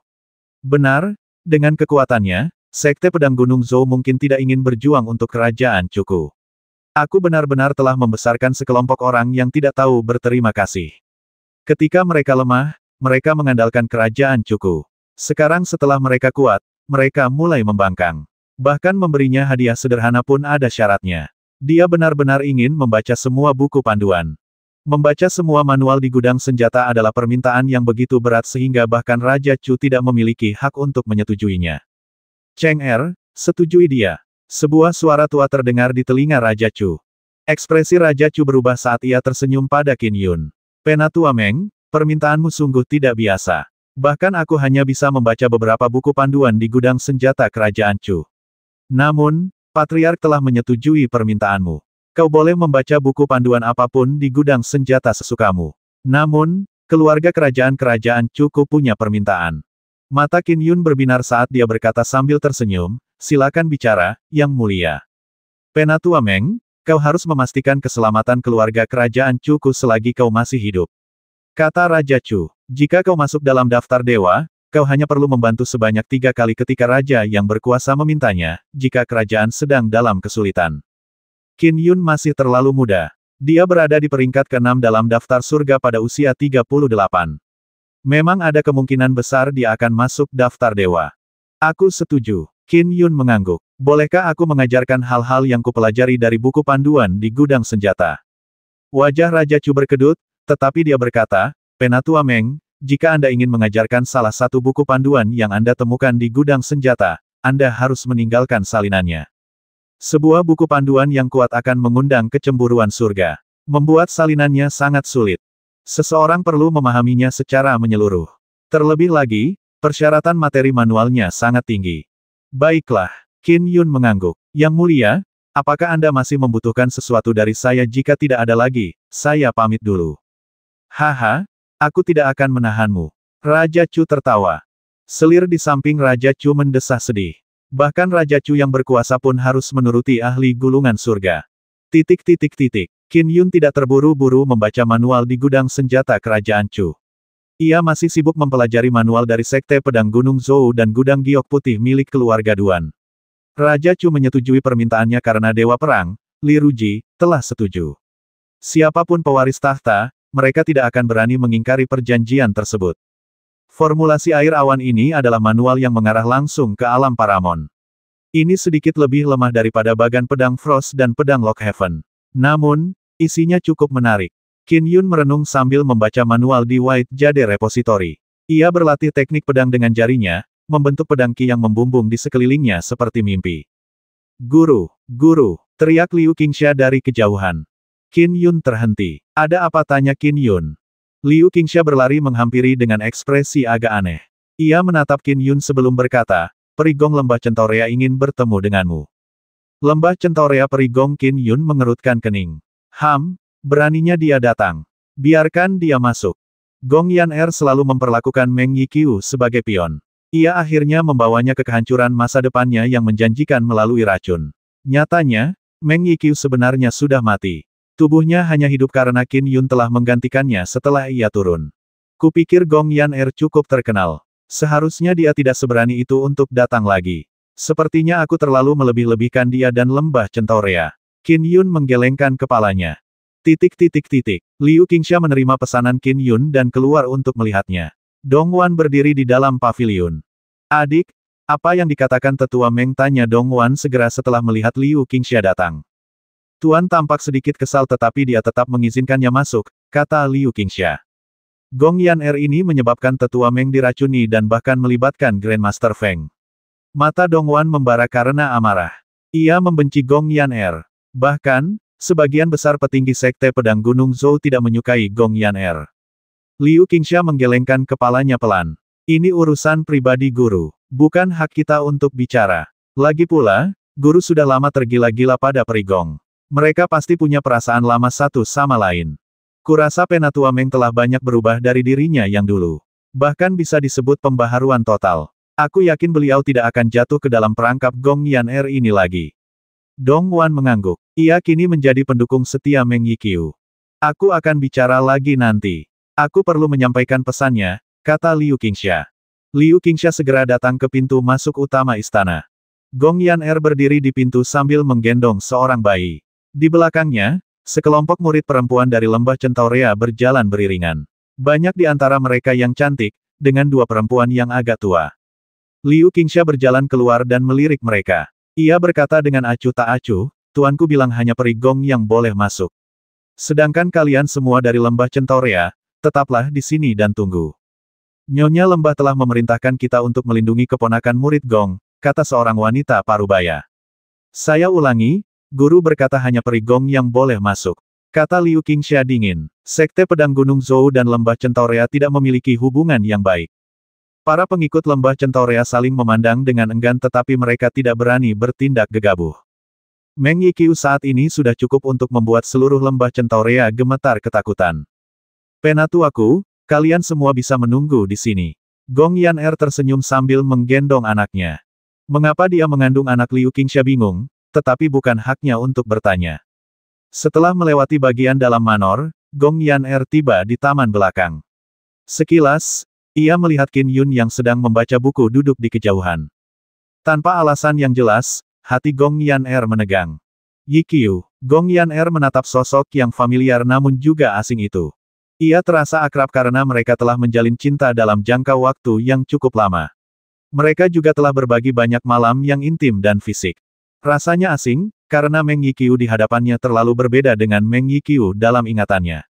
Dulu, Meng Yiqiu adalah pria yang penuh harga diri. Ia bertarung di mana-mana dengan pedang esnya. Ia memiliki harga diri yang tajam terpancar dari tulang-tulangnya. Namun, Meng Yiqiu yang sekarang sedikit lebih kurus dan ia tidak lagi memiliki aura tajam itu. Seolah-olah ia hanyalah seorang sarjana biasa. Dia diracuni sampai lumpuh. Tak seorang pun menyangka dia akan pulih dan terbang tinggi, pikir Gong Yan'er. Hubungannya dengan Meng Yiqiu saat itu adalah eksploitasi. Ia merasa berutang padanya, tetapi hatinya juga tergerak. Kekhawatirannya bahwa Meng Yiqiu terlalu kurus kini membuatnya bingung. Berbagai emosi kompleks saling terkait. Yang terpenting, ada rasa hormat. Ia bahkan memiliki secercah harapan besar bahwa ia bisa mengandalkan Meng Yiqiu, agar tidak pernah berada di bawah kendali lembah Centaurea lagi. Dengan begitu, ia bisa membesarkan anaknya tanpa rasa khawatir. Betapa indahnya hari-hari itu, ya. Lagi pula, dia pernah punya perasaan padaku. Lagi pula, kami sudah punya anak. Gong Yan'er segera berjalan mendekati Qin Yun. Qin Yun mendongak dan melirik Liu Qingsha yang berdiri di belakang Gong Yan'er. Ia melambaikan tangannya dengan lembut. Liu Qingsha membungkuk hormat dan berpamitan. Hanya Qin Yun dan Gong Yan'er, serta anak dalam gendongannya, yang tertinggal di taman belakang. Anak ini Qin Yun agak bingung. Entah kenapa, perhatiannya tertuju pada anak itu. Yiqiu, Gong Yan'er yang berpakaian merah tersenyum dan menatap Qin Yun sambil menggendong bayinya. Lama tak berjumpa. Aku tak pernah menyangka kau akan malu menemuiku lagi, kata Qin Yun. Dulu saat aku diracun, kau langsung meninggalkanku saat aku tak lagi berguna. Kau tak pernah datang menemuiku lagi setelah itu. Nah, sekarang kau di sini. Gong Yan'er terkejut dan langsung berkata, itu bukan kemauanku sendiri. Lembah Centaureaku mengirim kami semua, para murid, kemanapun mereka mau. Kami memasuki istana, klan bangsawan, atau mengikuti para kultivator kuat. Sedangkan aku diperintahkan oleh Nyonya Lembah Centaurea untuk merayu dan memanfaatkanmu. Jadi kau tidak menyukaiku dan hanya dikirim untuk merayuku, kata Qin Yun sambil tersenyum. Ya, Gong Yan'er mengangguk. Saat kau diracun, kau tak berguna. Lembah Centaurea langsung memerintahkanku untuk meninggalkanmu. Aku tak punya pilihan lain. Bahkan, aku sudah lama muak menjalani hari-hariku seperti itu. Jika aku tidak dipaksa, rasanya cukup menarik melihat para pria tergila-gila padaku. Tapi aku harus menuruti perintah sekte. Aku harus merayu siapapun yang ingin dirayu oleh sekte. Aku sudah muak. Aku muak dan lelah. Meskipun Lembah Centaurea melarang kami punya anak, aku bersembunyi dan melahirkan anak ini. Dan anak ini ada di pangkuanmu, tanya Qin Yun. Ya, Gong Yan'er mengangguk. Itu anakmu. Anakku. Qin Yun terkejut. Ini. Pikiran Qin Yun dipenuhi berbagai pikiran dan semuanya berubah menjadi kacau seketika. Anakku bersamamu. Qin Yun tak dapat menahan diri untuk bertanya. Ya, Gong Yan'er mengangguk. Kau diracun. Hanya 2 hari setelah aku meninggalkanmu, aku tahu aku hamil. Tak perlu diragukan lagi. Ini anakmu. Qin Yun merasakan kepalanya sakit. Coba saya lihat, kata Qin Yun. Gong Yan'er menatap bayi dalam dekapannya dan tersenyum. Ia mengangkat tangannya dan dengan lembut mengusap bayi itu. Sayang, jangan tidur. Cepat, lihat ayah. Setelah membangunkan bayi itu, ia menyerahkannya kepada Qin Yun. Qin Yun menerimanya dengan kedua tangan dan memegangnya erat. Semakin dekat dia dengan anak itu, semakin kuat pula ikatan darah yang beresonansi. Pada saat itu, anak itu terbangun dari pingsannya. Ia membuka matanya dengan linglung sambil menatap Qin Yun dengan mata besarnya. Wah, setelah itu ia pun menangis tersedu-sedu.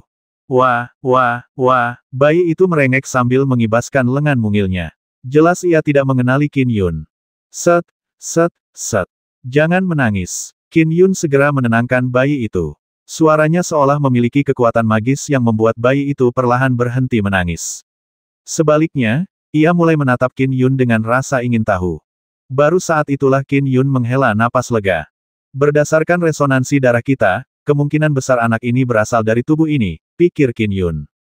Wus, tiba-tiba ada angin kencang. Gong Yan'er merasa sekeliling Qin Yun menjadi kabur. Angin menderu, tetapi ia tidak bisa melihat apapun dengan jelas. Beku, Qin Yun mengulurkan jarinya. Dengan pikiran, ia menggunakan domain niatnya untuk mendapatkan sedikit energi spiritual untuk membentuk domain Dao. Ujung jarinya membentuk pola rune saat ia menyentuh wajah bayi itu dengan lembut. Seketika, resonansinya meningkat lebih dari 100 kali lipat. Si kecil, Qin Yun tersenyum sambil memandangi kemaluan anak itu yang terbuka. Aku ayahmu mulai sekarang. Qin Yun mencintai anak-anak. Dia dan Yi Xiao sudah bertahun-tahun tidak memiliki anak. Lagi pula, mereka memiliki garis keturunan yang kuat. Salah satunya berada di alam inti emas ungu emas, dan yang lainnya adalah keturunan ras naga. Gong Yan'er menyaksikan Qin Yun menggoda bayi itu dan merasa lega. Ia takut ayah anaknya tidak akan menyukai anak itu. Gong Yan'er, sambil menggendong bayi, Qin Yun berkata, kenapa datang ke sini sekarang? Kau pikir aku akan mengampunimu karena kita punya anak bersama? Aku hampir mati diracuni gara-gara kau. Aku bisa saja melupakan masalah itu, tapi yang lebih penting, itu mengakibatkan kematian tuanku. Dengan kematian tuanku, bagaimana aku bisa mengampunimu? Wajah Gong Yan'er menjadi pucat. Dia memiliki harapan besar bahwa Meng Yiqiu masih mempunyai perasaan padanya dan bahwa dia akan membiarkannya tinggal bersamanya karena anak itu. Ia sungguh ingin membesarkan anak itu di sisinya. Ia juga bersedia tinggal dan bergantung padanya. Baiklah kalau begitu. Mata Gong Yan'er berkaca-kaca, basmi aku kalau kau mau. Aku hanya berharap kau menjaga anak kita dengan baik. Aku juga berharap kau melindungi ibu dan keluargaku yang masih berada di bawah kekuasaan Lembah Centaurea. Lembah itu selalu memanfaatkan keluargaku untuk mengancamku. Dengan kekuatanmu saat ini, kau bisa dengan mudah melindungi mereka. Baiklah. Qin Yun mengangguk. Akan kulakukan apa yang kau katakan. Gong Yan'er, aku memang ingin kau tetap di sisiku, tetapi guruku mati karenamu. Dan jika bukan karena terobosanku yang tiba-tiba, seluruh sekte pedang Gunung Zhou pasti sudah musnah di tangan Istana Pedang Darah. Bagaimana mungkin aku bisa mengampunimu? Guru memperlakukanku seperti anak sendiri. Jadi, hanya kematian yang tersisa untukmu. Sambil berkata demikian, Qin Yun mengulurkan lengannya dan pedang Frost terhunus dan terbang ke tangannya. Meng Yiqiu, kau memang berbeda. Gong Yan'er tersenyum. Dulu kau terlalu bodoh, tapi sekarang kau jauh lebih tegas. Lagi pula aku sudah muak dengan hidup ini. Aku berutang banyak padamu. Aku tak bisa berkata apa-apa jika aku mati di tanganmu. Aku tidak bisa menahanmu di dekatku. Kata Qin Yun sambil menusukkan pedang Frost. Gong Yan'er memperhatikan pedang Frost yang menusuknya. Serangannya tidak cepat, tetapi ia tidak menghindar. Ia hanya berharap Qin Yun menghentikan pedangnya. Tapi dia tidak melakukannya. Pedang itu menancap. Meski tidak cepat, tetap saja menusuk dada kiri Gong Yan'er, tepat ke jantungnya. Gong Yan'er memberinya senyuman tragis. Dia menatap pria di depannya dan tersenyum. Ingat, jaga anak kita baik-baik. Jangan khawatir, kata Qin Yun. Betapa dinginnya. Gong Yan'er merasakan seluruh tubuhnya sedingin es. Apakah ini perasaan kematian? Setelah itu, kesadarannya jatuh ke dalam kegelapan saat dia terjatuh ke tanah. Ketika pedang es Qin Yun menusuk jantung Gong Yan'er, bilah tajam itu menghasilkan embun beku yang langsung menembus jantungnya saat bersendewa, sekaligus membekukan tubuh Gong Yan'er. Dia benar-benar tidak menghindar. Qin Yun terkejut. Dengan jentikan jarinya, pil yang telah disiapkannya terbang keluar dan masuk ke mulut Gong Yan'er. Selubung domain Dao merasuki setiap inci tubuh Gong Yan'er. Esensi obat dalam pil itu langsung aktif. Jantung Gong Yan'er seperti tertusuk, tetapi langsung membeku saat itu juga. Faktanya, jantungnya tidak rusak parah. Berkat bantuan esensi obat, jantungnya pulih dengan cepat. Pil itu diperoleh dari tabib bijak abadi Xiao Chun. Keahlian medisnya termasuk yang terbaik di dunia. Meskipun jantung adalah an vital yang akan menyebabkan kematian jika dihancurkan, yang tersisa hanyalah tusukan kecil. Dengan kemampuan Qin Yun sebagai seorang pendekar pedang abadi yang telah melangkah ke Dao dan pil, ia secara alami mengendalikan serangannya dengan sempurna. Gong Yan'er yang terbaring di tanah pun perlahan-lahan terbangun. Dia masih linglung saat melihat Qin Yun yang menggendong anak itu dengan satu tangan. Aku. Gong Yan'er masih sangat bingung. Apakah kamu tidak akan bangun sekarang, tanya Qin Yun. Gong Yan'er berdiri dan menyentuh dadanya. Ada kain yang robek di dadanya, tetapi lukanya sudah sembuh. Kau masih menunjukkan kepedulianmu pada anak itu bahkan saat menghadapi kematian. Qin Yun mengangguk. Lebih baik kau urus sendiri nanti. Setelah berkata demikian, ia menyerahkan bayi itu kembali kepadanya. Gong Yan'er menerima anak itu dengan linglung. Kau tidak membasmiku. Tapi aku melibatkan gurumu. Cukup, Qin Yun mengerutkan kening. Sebenarnya, Qin Yun sudah menyusun rencana. Kematian Feng Qingchang adalah akibat dari kerajaan Wei. Mereka telah lama mengincar Sekte Pedang Gunung Zhou. Pertama, mereka membasmi Feng Qingchang, lalu mengirim Istana Pedang Darah untuk menghadapi Sekte Pedang Gunung Zhou. Mereka juga mengirim Ibel Es dan Ibel Api untuk membasmiku. Bahkan tanpa Gong Yan'er, kerajaan Wei akan tetap bertindak, apapun caranya.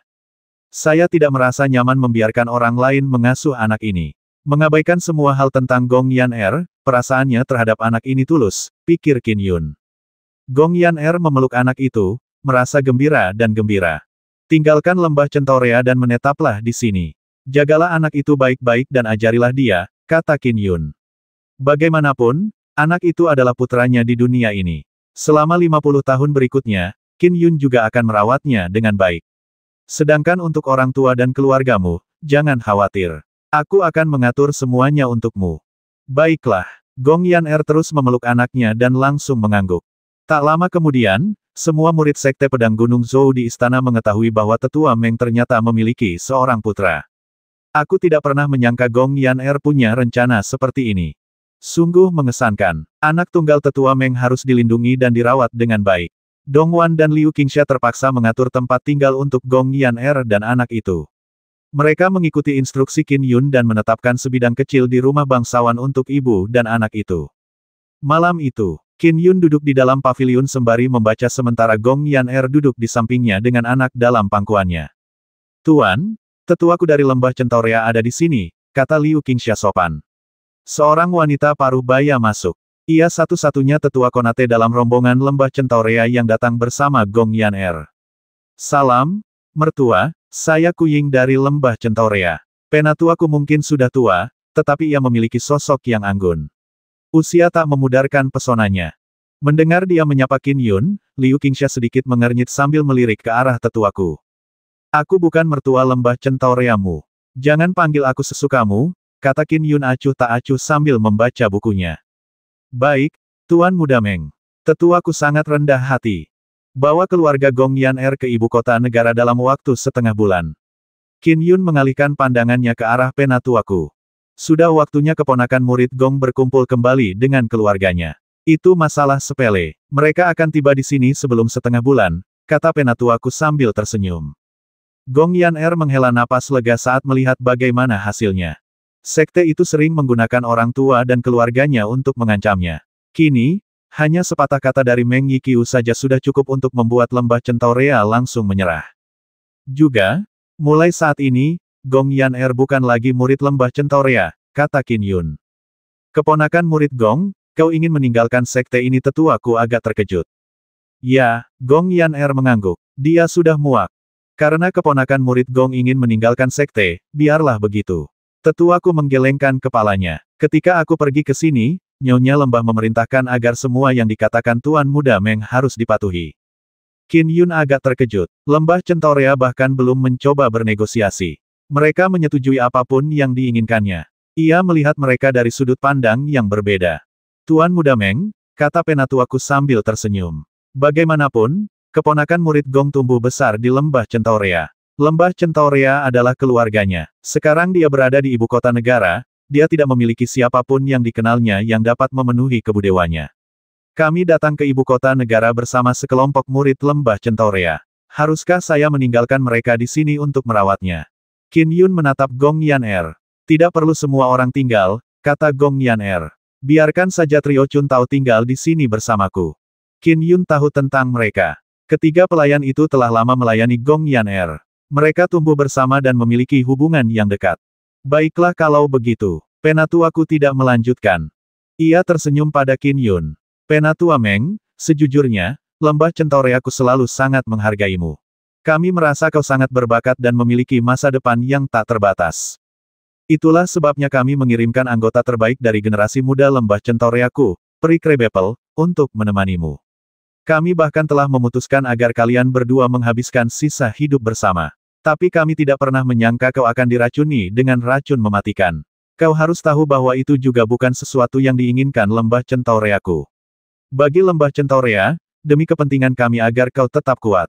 Qin Yun menganggap penjelasan seperti itu dapat diterima. Memang, lembah Centaurea senang menikahkan murid-murid mereka yang luar biasa dengan para ahli yang kuat. Meng Yiqiu sudah menjadi pion bagi mereka saat itu. Karena lembah Centaurea telah menginvestasikan begitu banyak uang padanya, tentu saja mereka tidak ingin dia mati. Akan lebih baik jika Meng Yiqiu akhirnya menjadi kuat. Bagaimanapun, lembah Centaurea telah memberikan keperawanan Gong Yan'er kepadanya. Itu adalah harga yang cukup mahal untuk dibayar. Kamu boleh pergi, kata Qin Yun. Penatua Meng, Anda tahu betul bahwa lembah Centaurea saya ada di mana-mana di dunia. Jika Anda membutuhkan bantuan dari lembah Centaurea, jangan ragu untuk bertanya. Penatuaku tersenyum sebelum berpamitan. Dia menyaksikan tetuaku pergi. Qin Yun meletakkan buku di tangannya dan berkata sambil tersenyum, tidak heran banyak ahli kultivasi berfoya-foya dalam kenyamanan mereka meskipun tahu mereka sedang dimanfaatkan. Lembah Centaurea benar-benar memiliki cara yang mengesankan. Semakin kuat seseorang, semakin baik pula mereka akan memperlakukannya, jelas Gong Yan'er. Tuan Harimau Hijau itu bagaikan raja bagi lembah Centaureaku. Banyak wanita cantik melayaninya dan menuruti semua keinginannya. Qin Yun mengangguk. Lord Grand Tiger adalah seorang kultivator keliling di luar negeri, menduduki peringkat ke-17 dalam daftar surga. Namun, ia jatuh cinta pada kenyamanan lembah Centaurea dan menetap di sana. Di mata lembah Centaurea, kata Gong Yan'er, mereka tidak perlu memaksakan syarat apapun dengan kekuatanmu saat ini. Yang mereka inginkan hanyalah memberitahu dunia bahwa kau memiliki hubungan dekat dengan lembah Centaurea. Mereka mendapatkan banyak keuntungan hanya dengan memakaikan kulit harimaumu. Lebih lanjut, mereka akan terus membantumu dan tidak meminta imbalan apapun. Namun, setelah memberi dalam jumlah tertentu, kau akan berutang budi kepada mereka. Dengan begitu, kau secara alami akan berdiri di pihak mereka. Qin Yun mengangguk. Ada banyak sekte yang memandang rendah lembah Centaurea tetapi lembah ini berhasil bertahan selama 8 abad, suatu periode yang lebih lama daripada kebanyakan dinasti. Waktu berlalu dengan cepat. Kakak laki-lakinya, Master Sekte Zuo Tang, dan adik perempuannya, Meng Yuxiang, sangat bahagia. Lagi pula, Meng Yiqiu punya seorang putra. Mereka hanya tidak senang karena ibu anak itu adalah Gong Yan'er. Namun demi anak itu, mereka hanya bisa pasrah. Lebih dari 10 hari kemudian, keluarga Gong Yan'er tiba.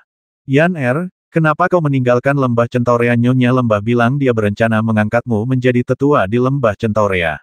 Lagi pula, statusmu akan sangat luar biasa. Bahkan Nyonya Lembah pun tak akan memerintahmu. Ibu Gong Yan'er langsung berkata, bahkan aku telah dipromosikan menjadi manajer umum halaman timur lembah Centaurea. Mereka yang mendominasiku tahun lalu kini memujaku. Bahkan para tetua pun harus memperlakukanku dengan baik. Ibu Gong Yan'er agak senang dan puas. Ia pernah dianggap inferior sepanjang hidupnya, tetapi kini ia menikmati status yang tinggi. Tentu saja ia merasa nyaman saat berada di bawah sorotan. Lagi pula, aku tidak familiar dengan Sovereign Capital. Aku sudah terbiasa dengan Centaurea Valley. Jangan coba-coba membujukku. Aku tetap ingin kembali, kata ibunya. Manajer umum Isyard Nyonya Lembah benar-benar rela berkorban demi mempertahankanku. Gong Yan'er kesal. Yan'er, adikmu dan aku akan tinggal di sini, kata ayahnya. Gong Yan'er tersenyum. Yan'er, bujuk ibunya. Bahkan adik dan sepupumu pun telah diangkat jabatannya. Bagaimanapun, kami semua akan bergantung padamu. Sebaiknya kau jangan meninggalkan sekte ini. Bukankah menyenangkan menjadi tetua lagi pula, kau tidak perlu melakukan apapun jika kembali. Bu, aku tidak akan memaksa ibu tinggal di sini kalau ibu tidak mau. Ibu juga tidak boleh memaksaku pergi. Gong Yan'er menggelengkan kepalanya. Ibunya menggelengkan kepala sebelum berkata, ngomong-ngomong, kamu harus menyenangkan mertua dengan baik. Kita terbebas dan adik serta sepupumu bisa menikmati status baru mereka semua berkat dia. Kalau dia tidak mau menerimamu, lembah Centaurea akan langsung kehilangan sopan santun terhadap kita. Aku sudah tinggal di lembah Centaurea seumur hidupku. Aku tahu betul hal ini. Gong Yan'er mengangguk. Dia juga tahu betul itu. Namun, Gong Yan'er dapat merasakan bahwa Meng Yiqiu tidak lagi memiliki perasaan seperti yang dia miliki padanya di masa lalu. Sebenarnya, jika kamu tetap tinggal di lembah Centaurea, dengan mertua sebagai penyokongmu, kamu mungkin memiliki kesempatan untuk menjadi nyonya lembah sendiri, kata ibunya segera. Cukup, Gong Yan'er berdiri. Aku lelah. Aku akan kembali dan beristirahat. Ibunya tersenyum patuh. Baiklah, pergilah dan istirahatlah. Memang benar Qin Yun tidak punya perasaan apapun terhadap Gong Yan'er. Lagi pula, dia bukan Meng Yiqiu. Namun, Qin Yun menunjukkan banyak perhatian kepada anak itu. Karena karma tubuhnya, ia harus merawatnya dengan baik.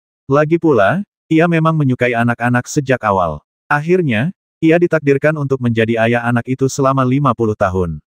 Hari demi hari berlalu, Qin Yun sering pergi ke gudang senjata di Istana Kekaisaran Kerajaan Chu untuk membaca manual. Ia menghabiskan 3 bulan di sana sebelum selesai membaca semuanya. Ia menghafalnya dan setelah itu, ia kembali ke kediamannya dan dengan santai mulai meneliti dao pedangnya. Sambil meneliti, dia sesekali mengunjungi adik perempuannya dan menemani putranya, Meng Huan. Sedang turun salju. Saat itu musim dingin di bulan ke-12. Salju bertebaran di langit dan lapisan salju tebal menumpuk di pagi hari. Meng Yuxiang juga datang mengunjungi putrinya. Gadis muda itu berlari riang di salju dan berteriak, salju turun. Salju turun. Meng Huan, yang kini sudah bisa berjalan, juga tertawa sambil berlari mengejar sepupunya. Gong Yan'er dengan hati-hati mengikuti di belakang putranya untuk memastikan putranya tidak jatuh atau menabrak sesuatu. Salju ini sungguh tebal. Qin Yun duduk di dalam paviliun, minum teh hangat dan makan kue kering. Kakak, Meng Yuxiang menghampiri dan duduk. Ia berbisik, sudah dengar beritanya. Berita apa? Tanya Qin Yun. Menurut Qi Feng, kesehatan yang mulia sangat buruk, kata Meng Yuxiang segera. Beliau bahkan tidak bisa makan atau minum lagi. Bahkan orang biasa pun tidak akan mampu bertahan hidup lama jika tidak makan atau minum. Yang mulia mungkin hanya punya beberapa hari lagi. Sekarang, ibu kota kerajaan diam-diam berada dalam kekacauan. Keluarga Duan memiliki banyak orang yang datang dan pergi setiap hari. Saya merasa gelisah hanya melihatnya. Oh, Qin Yun mengangguk dan berkata sambil tersenyum, keluarga Duan mendukung putra mahkota. Ini saat yang kritis. Mereka tentu saja akan gelisah. Perebutan tahta merupakan masalah besar bagi kerajaan Chu. Kerajaan Yan dan Wei juga diam-diam memicu kekacauan. Namun, Semua itu remeh bagi Qin Yun. Saudaraku, kata Meng Yuxiang cemas. Aku agak takut. Terakhir kali tahta kerajaan Chu berpindah tangan, situasinya kacau balau. Bahkan istana Qiguo pun rata dengan tanah. Klan keluarga besar berpengalaman dan tahu bahwa kekuasaan dan kekayaan dapat dihapus dengan sangat mudah. Apa yang perlu ditakutkan, tak seorang pun berani menyentuhmu, kata Qin Yun. Setelah itu, ia mengeluarkan jimat pelindung dan menyerahkannya kepada adiknya. Bawalah jimat pelindung ini bersamamu. Jika kau menghadapi bahaya, sobek saja dan aku akan datang kepadamu. Meng Yuxiang langsung gembira mendengarnya. Ia segera mengambil jimat itu dan menyimpannya di dekat tubuhnya. Yang perlu kau pedulikan hanyalah bersantai. Dalam beberapa hari, Raja baru kerajaan Chu akan ditentukan dan semuanya akan kembali normal, hibur Qin Yun. Oke, Meng Yuxiang mengangguk. Setelah mendapatkan jimat pelindung dan jaminan dari kakaknya, ia merasa jauh lebih lega. Badai salju terus berlanjut. Tong Er, gadis berusia 5 tahun, dan Meng Huan, bocah lelaki berusia 1 tahun yang baru belajar berjalan, sedang bermain salju. Para pelayan dan Gong Yan Er mengawasi mereka. Qin Yun tersenyum saat dia mencerna semuanya. Suasana di Sovereign Capital jelas menjadi lebih cemas. Jumlah polisi yang berpatroli di kota juga meningkat. Bahkan rumah bordil dan restoran pun merugi. Para bangsawan di Sovereign Capital juga menjadi lebih berhati-hati, bertindak seolah-olah mereka sedang berjalan di atas es tipis. Dalam sekejap mata, 5 hari lainnya berlalu. Saat itu malam ke-26 bulan terakhir tahun ini. Tidak jauh dari tempat tinggal Qin Yun terdapat pos terdepan baru Lembah Centaurea. Raja Chu telah wafat. Cepat sebarkan beritanya, perintah Penatua Kuying. Ya, ketiga murid perempuan itu terkejut namun mereka menjawab dengan hormat. Penatua Kuying berdiri dan keluar. Ia menuju ke rumah bangsawan terdekat tempat Qin Yun menginap. Penatuaku. Para murid Sekte Pedang Gunung Zhou yang bertugas menjaga pintu masuk menghentikannya. Mereka tahu dia adalah seorang ahli Conate, jadi mereka sangat sopan. Saya ingin bertemu Tuan Muda Meng. Sesuatu yang besar telah terjadi, kata Penatua Kuying segera. Baiklah, kedua murid itu agak bingung, tetapi mereka segera melaporkan masalahnya. Segera, Qin Yun terbangun dan bertemu Tetua Kuying di aula samping. Penatuaku, bolehkah saya tahu mengapa Anda ada di sini larut malam? Qin Yun menatapnya. Tuan Muda Meng, kata Penatua Kuying. Lembah Centaureaku baru saja menerima kabar bahwa Raja Chu telah wafat. Oh, Qin Yun mengangguk kecil. Lembah Centaurea memang menjadi berita utama. Bahkan Sekte Pedang Gunung Zhouku pun tidak tahu apa-apa tentang itu. Penatua Kuying tersenyum dan berkata, Lembah Centaureaku hanya sedikit lebih baik dalam hal mengumpulkan berita. Meninggalnya Raja Chu adalah masalah penting, jadi aku datang untuk memberitahu kalian terlebih dahulu. Aku masih punya urusan lain. Aku tidak akan mengganggu kalian lagi. Baiklah, lanjutkan. Qin Yun tersenyum sambil mengangguk. Ia membayangkan seluruh pasukan Lembah Centaurea di Sovereign Capital akan mengalami malam tanpa tidur. Penatua Kuying segera pergi. Qin Yun terus minum teh di aula samping. Pada saat yang sama, ia melepaskan domain daunnya. Segala sesuatu dalam radius 10 km tercakup oleh persepsinya. Keluarga Duan dari Duke Kueling berjarak sekitar 7 km darinya, jadi wajar saja jika berada dalam jangkauannya. Penatua, sapa Dongwan dan Liu Qingsha. Keduanya juga diberitahu bahwa Penatua Kuying telah berkunjung larut malam. Lembah Centaurea datang untuk memberitahu saya bahwa Raja Chu telah meninggal dunia, kata Qin Yun. Apa Dongwan dan Liu Qingsha terkejut? Baiklah, kalian berdua hanya perlu menjaga area ini dengan tenang. Tidak perlu repot-repot dengan urusan luar, perintah Qin Yun. Pergi dan bangunkan murid-murid lainnya. Jaga area ini baik-baik. Ibu kota berdaulat mungkin akan sangat kacau malam ini. Baik, Dongwan dan Liu Qingsha dengan hormat menjawab perintah itu sebelum berpamitan. Qin Yun terus menggunakan domain daunnya untuk menyelidiki. Jika seseorang menyelidiki jiwanya sendiri, para ahli yang kuat dapat merasakannya. Sedangkan untuk ranah Dao, relatif sulit dideteksi kecuali Dao orang lain setara dengan Dao Qin Yun. Di seluruh ibu kota kedaulatan, hanya Li Ruji, yang berada di urutan kedua dalam daftar dewa, yang mungkin cocok dengan deskripsi itu, dan ia berada di istana kekaisaran. Meskipun tubuhnya sangat kuat, daunnya lebih rendah daripada Qin Yun. Selanjutnya, istana kekaisaran berjarak lebih dari 10 km dari tempat Qin Yun berada. Menarik. Dua ahli gulungan surga sedang bersama Qin Yun menemukan pemandangan seperti itu. Peristiwa dalam radius 10 km yang bisa menarik perhatian Qin Yun setidaknya berada di ranah Conate.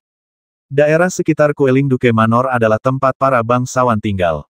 Pangeran ke-8 dan gurunya, Tuan Zhou, juga tinggal di sana. Nama Tuan Zhou adalah Zhou Fu, dan ia adalah seorang kultivator keliling. Pangeran ke-8 berhasil berkenalan dengan Tuan Zhou secara kebetulan dan menjadi muridnya. Kemudian, Tuan Zhou menunjukkan kekuatan aslinya. Baru pada saat itulah orang-orang mengenalnya. Ia adalah seorang ahli gulungan langit, peringkat ke-16. Di dalam ruang belajar di kediaman Ten Zhou. Penatua Zhou, haruskah kita memanfaatkan kesempatan ini untuk menghadapi Meng Yiqiu malam ini? Jika kita ingin melenyapkan Sekte Pedang Gunung Zhou, kita harus menyingkirkan Meng Yiqiu terlebih dahulu. Dua pria berdiri dengan hormat di samping Tuan Zhou, Ibel Es, Ibel Api, dan Master Sekte Xiao tewas di tangannya. Sangat sulit untuk membasminya. Kita bisa memanfaatkan situasi ini dan memicu pertikaian sipil di kerajaan Chu.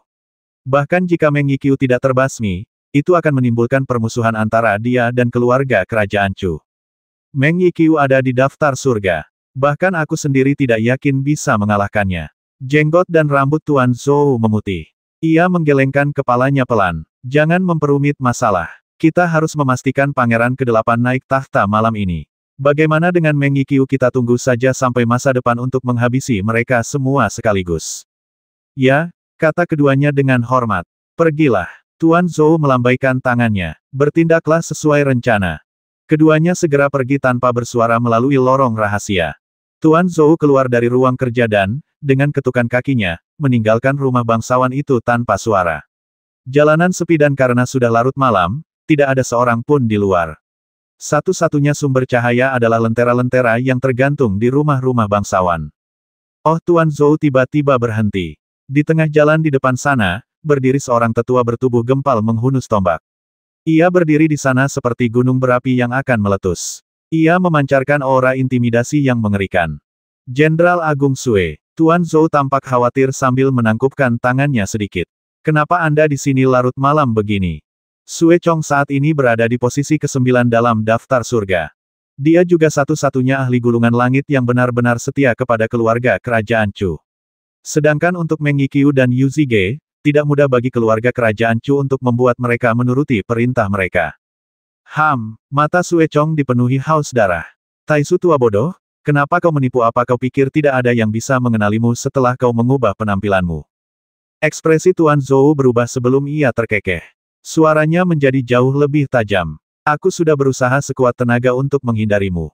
Aku hanya bertemu denganmu sekali di Sovereign Capital, tapi aku tak pernah menyangka kau akan mengenaliku. Sudah 130 tahun berlalu. Selama periode ini, kekuatanku juga meningkat pesat. Aku juga telah mengubah formulasi kultivasiku. Auraku berbeda dari sebelumnya, dan aku bahkan mengubah penampilanku. Namun, kau masih berhasil mengenaliku. Taisu Chen, kau berasal dari kerajaan Wei, tapi kau malah membodohi dunia dan menjadi guru yang mulia Pangeran ke-8. Sue Chong mencibir. Kau bisa membodohi orang lain, tapi kau tidak bisa membodohiku.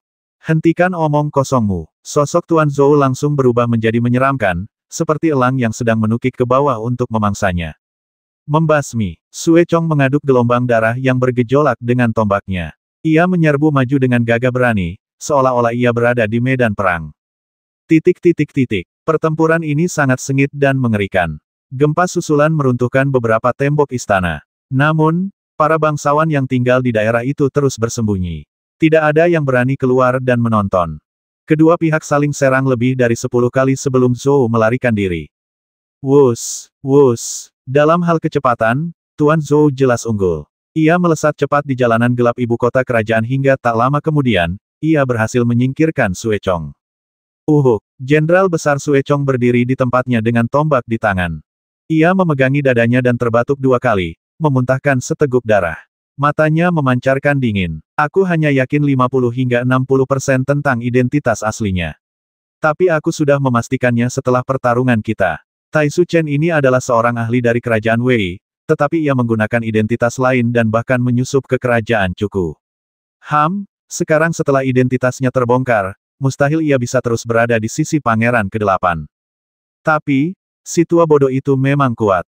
Bertahun-tahun yang lalu, aku hanya sedikit lebih lemah darinya. Sekarang, aku masih sedikit lebih lemah darinya. Sue Chong menggelengkan kepalanya. Kekuatannya yang sebenarnya mungkin berada di peringkat 5 besar dalam daftar surga. Tuan Zhou melarikan diri dengan cepat ke suatu tempat yang jauhnya lebih dari 5 kilometer. Kalau saja aku diberi cukup waktu, aku pasti sudah menghabisi nyawa Sue Chong itu, pikir Tuan Zhou. Tapi, kalau aku tinggal lebih lama lagi, Li Ruji itu kemungkinan besar akan muncul. Dewa Perang Li Ruji, yang kedua dalam daftar dewa, suatu eksistensi yang telah melangkah ke Dao. Tuan Zhou hanya memiliki peluang 10 hingga 20% untuk melarikan diri jika ia bertemu Li Ruji. Oh, ekspresi wajah Tuan Zhou berubah tiba-tiba. Di depan sana, ada seorang pemuda yang duduk di atas batu besar di tepi sungai. Ia sedang minum dari labu alkohol. Tai Su Chen, aku sudah lama menunggumu. Qin Yun meletakkan labu alkoholnya dan tersenyum. Tuan Zhou memasang ekspresi mengerikan. Meng Yiqiu. Hanya sedikit orang di ibu kota yang membuatnya khawatir. Ia baru saja bertemu Jenderal Besar Sue Chong, dan sekarang pedang es Meng Yiqiu ada di hadapannya. Apa kau sanggup menghadapiku? Tuan Zhou mengamati sekelilingnya dengan saksama. Mungkinkah Li Ruji sudah ada di sini? Jangan khawatir, tidak ada orang lain di sini, kata Qin Yun. Tuan Zhou sedikit terkejut. Tidak ada orang lain. Meng Yiqiu berencana untuk menghadapinya sendirian. Tai Su Chen, kau pasti pemimpin kerajaan Wei di ibu kota berdaulat, kan apa kau yang mengirim Ibel Es, Ibel Api, dan tabib bijak abadi Xiao Chun untuk menyerangku? Tanya Qin Yun. Apa kau yang mengatur pembasmian guruku? Pembasmian itu memang saya setujui. Kenapa kau mencoba balas dendam? Tuan Zhou mencibir. Meng Yiqiu, kau terlalu muda. Kalau kau punya beberapa dekade lagi, aku mungkin akan sedikit lebih takut padamu. Untuk saat ini hehe. Qin Yun berdiri. Dia menghunus pedang Frost dengan cepat. Ya, balas dendam. Qin Yun mengangguk. Hahaha, aku tidak akan menghiburmu. Tuan Zhou langsung terbang seperti elang yang membentangkan sayapnya. Qin Yun juga bergerak, dan kecepatannya jauh lebih cepat dari Tuan Zhou. Apa? Tuan Zhou terkejut. Sinar pedang menyambar. Qin Yun menjatuhkan diri dan menyarungkan pedang Frost. Tuan Zhou yang melarikan diri jatuh dari udara dan jatuh ke tanah. Ia tak lagi bernapas. Qin Yun menghampiri jenazah Tuan Zhou. Bahkan dalam kematian, matanya dipenuhi kengerian. Jelas, ia merasa tak percaya bahwa ia tak bisa bertahan dari satu serangan pun dari Meng Yiqiu meskipun berada di peringkat kelima dalam gulungan surga. Tai Su Chen, meskipun ahli gulungan surga yang terkenal, kau malah mengubah seluruh namamu. Kau bahkan menjadi guru pangeran ke-8. Kelihatannya, kerajaan Wei sedang berkobar dengan ambisi. Kalau dipikir-pikir, orang yang menduduki peringkat pertama gulungan dewa sekarang berada di kerajaan Wei. Dia juga orang terkuat di dunia ini, jadi bagaimana mungkin dia tidak ambisius? Qin Yun menatap mayat di depannya. Melalui domain Dao-nya, ia bisa melihat semua harta berharga di mayat Tai Su Chen dengan jelas. Setelah itu, ia memikirkan perintah sederhana. Suara mendesing. Mayat Tai Su Chen hancur menjadi debu sebelum berhamburan ke dunia. Hanya sarung tangan setipis sayap jangkrik dan beberapa lembar uang kertas yang tertinggal. Bagi Qin Yun, harta karun ini tidak penting karena ia hanya bisa memilikinya selama 50 tahun. Namun, ia perlu mempertimbangkan adik perempuannya, Meng Yuxiang, Meng Huan yang berusia 1 tahun, dan juga Sekte Pedang Gunung Zhou. Waktunya pergi. Setelah rampasan perang disimpan, Qin Yun melesat melintasi langit. Ia melesat menembus langit malam, kembali ke kediamannya. Hanya serpihan darah yang tertinggal di jalan yang sepi dan terisolasi itu. Pertempuran itu benar-benar sunyi. Tidak ada yang tahu bahwa Tuan Zhou, atau Tai Su Chen, sudah mati. Malam itu, Sovereign Capital ditakdirkan untuk tidak tidur. Lilin-lilin dinyalakan. Meskipun Qin Yun sedang membaca dengan santai di ruang kerjanya, wilayah daunnya mencakup 10 km di sekelilingnya, termasuk keluarga Duan. Meskipun aku tidak mau repot-repot menghibur putra mahkota itu, membasmi Tai Su Chen sebenarnya membantunya. Qin Yun terkekeh. Ia tidak mau repot-repot memikirkannya lebih lanjut sambil membaca dengan saksama. Baginya, tidak masalah siapa yang mewarisi tahta. Pada hari ke-27 bulan terakhir tahun ini, langit perlahan-lahan mulai terang. Di aula di Kueling Duke Manor, Duan Qiu duduk di sana dengan perasaan gelisah. Sang matriark, yang duduk di sebelahnya, juga merasa gelisah. Kabar yang mereka terima sangat tidak baik bagi mereka. Pintu aula tetap terbuka ketika sesosok tubuh terbang masuk dari luar. Begitu masuk, ia membungkuk hormat. Jadi bagaimana? Duan Qiu segera berdiri dan bertanya dengan cemas. Pria berjubah abu-abu itu menjawab dengan hormat, Tuan, Matriark. Saya baru saja menerima kabar dari istana bahwa sebelum Yang Mulia wafat, beliau telah menetapkan bahwa Pangeran ke-8 akan mewarisi tahta melalui sebuah wasiat. Wajah Duan Qiu memucat saat ia terkulai lemas. Ia duduk di sana dengan linglung, matanya berkaca-kaca karena putus asa. Kita celaka, kita celaka. Duan Qiu gemetar. Pangeran ke-8 raut wajah matriark berubah, tetapi ia masih bisa melambaikan tangannya. Pria berjubah abu-abu itu membungkuk hormat sebelum melangkah mundur. Li Cheng punya dendam padaku karena Yuan Er bertahun-tahun yang lalu. Suara Duan Qiu bergetar. Saat itu, aku sangat bersemangat dan menganggap remeh seorang pangeran yang tidak punya harapan untuk mewarisi tahta. Aku tidak pernah menyangka dia akan menjadi lebih kuat dan mendapatkan begitu banyak dukungan. Aku jelas berada di pihak putra mahkota karena dia adalah pewaris tahta, dan memiliki banyak keuntungan. Dia memiliki peluang tertinggi untuk mewarisi tahta. Siapa yang tahu? Siapa yang tahu? Jangan panik, teriak matriark sambil mengerutkan kening. Nenek, Duan Qiu menatap matriark dan berlutut. Ini aku. Ini semua karena aku. Ini semua salahku karena keluarga kita terjerumus ke dalam kesulitan ini. Aku telah membantu putra mahkota dengan segala cara. Li Cheng itu jelas semakin membenciku sekarang. Sekarang setelah dia mewarisi tahta, dia pasti tidak akan mengampuni keluarga Duan kita. Sang matriark juga tahu bahwa keluarga Duan benar-benar dalam masalah. Sejak zaman dahulu kala, perebutan tahta sangatlah kejam dan dingin. Sekalipun sebelumnya tidak ada dendam, dukungan penuh keluarga Duan terhadap putra mahkota sudah cukup menjadi alasan bagi Pangeran ke-8 Li Cheng untuk menghukum mereka tanpa ampun begitu ia naik tahta. Aku akan pergi mencari Meng Yiqiu sekarang. Matriark berdiri. Meng Yiqiu. Wajah Duan Qiu memucat saat ia mengangguk dan berkata, saat ini, Meng Yiqiu adalah satu-satunya yang bisa menyelamatkan keluarga Duanku. Namun, dendam antara aku dan Li Cheng terlalu besar. Jika Raja benar-benar ingin keluarga Duan kita ditindak, ia mungkin akan mencabut gelar bangsawan keluarga Duan kita demi Meng Yiqiu. Sedangkan aku, pelaku semua ini, mungkin takkan luput dari kematian. Jangan panik, aku akan bertemu Meng Yiqiu dulu, kata matriark. Qin Yun sedang sarapan. Gong Yan Er menggendong anak mereka, menyuapi bubur. Tuan, kepala keluarga Duan ingin menghadap Tuan, kata Liu Qingsha dengan hormat. Silakan undang dia masuk. Qin Yun mengangguk dan memberi instruksi. Ia tak bisa menahan napas. Putra mahkota itu sungguh tak berguna. Aku sudah banyak membantunya, tapi akhirnya dia tetap kalah. Perebutan tahta di kerajaan Chu begitu kejam dan kacau sehingga bantuan Qin Yun pun tidak menjamin putra mahkota akan keluar sebagai pemenang. Putra mahkota memang memiliki banyak keuntungan. Namun, pewaris tahta akhirnya ditentukan oleh surat wasiat dari raja sebelumnya. Tentu saja, apa yang disebut surat wasiat itu ditulis oleh sang pemenang. Ini memberi kesempatan kepada para pangeran lainnya. Oleh karena itu, setiap raja akan berjuang keras untuk merebut tahta. Hal ini juga membuat setiap raja kerajaan Chu memiliki kekuatan yang luar biasa. Dengan Dewa Perang Li Ruji yang memimpin ibu kota, ia dapat menyaksikan para pangeran bertempur di ibu kota. Namun, ia juga akan memastikan bahwa ibu kota tidak jatuh ke dalam kekacauan total. Li Ruji sangat senang dengan perebutan kekuasaan yang kejam yang menentukan raja terakhir. Matriark, ketika Qin Yun melihat matriark keluarga Duan datang bersama Meng Yuxiang, ia langsung berkata sambil tersenyum, Matriark, silakan duduk. Sang matriark duduk sambil tersenyum. Sedangkan Meng Yuxiang, dia duduk di samping Gong Yan Er. Kakak Yan Er, tinggalkan kami berdua saja untuk saat ini, perintah Qin Yun. Baiklah, Meng Yuxiang dan Gong Yan Er langsung mengangguk. Tak lama kemudian, hanya Qin Yun dan matriark yang tersisa di dalam aula. Liu Qingsha tetap berjaga di pintu masuk. Saya yakin Tuan Muda Meng sudah tahu bahwa Raja baru kerajaan Chu kita adalah Pangeran ke-8 sebelumnya, kata matriark. Setelah beliau naik tahta hari ini, hal itu akan diumumkan ke seluruh dunia. Negara tidak dapat tanpa pemimpin barang sehari pun. Setelah Raja mangkat, Raja yang baru akan mewarisi tahta keesokan harinya. Raja yang baru juga akan memimpin pemakaman mendiang Raja dan mengumumkan penobatannya kepada dunia. Aku pernah mendengarnya, Qin Yun mengangguk. Raja yang sekarang, Li Cheng, punya dendam lama dengan keluarga Duan saya.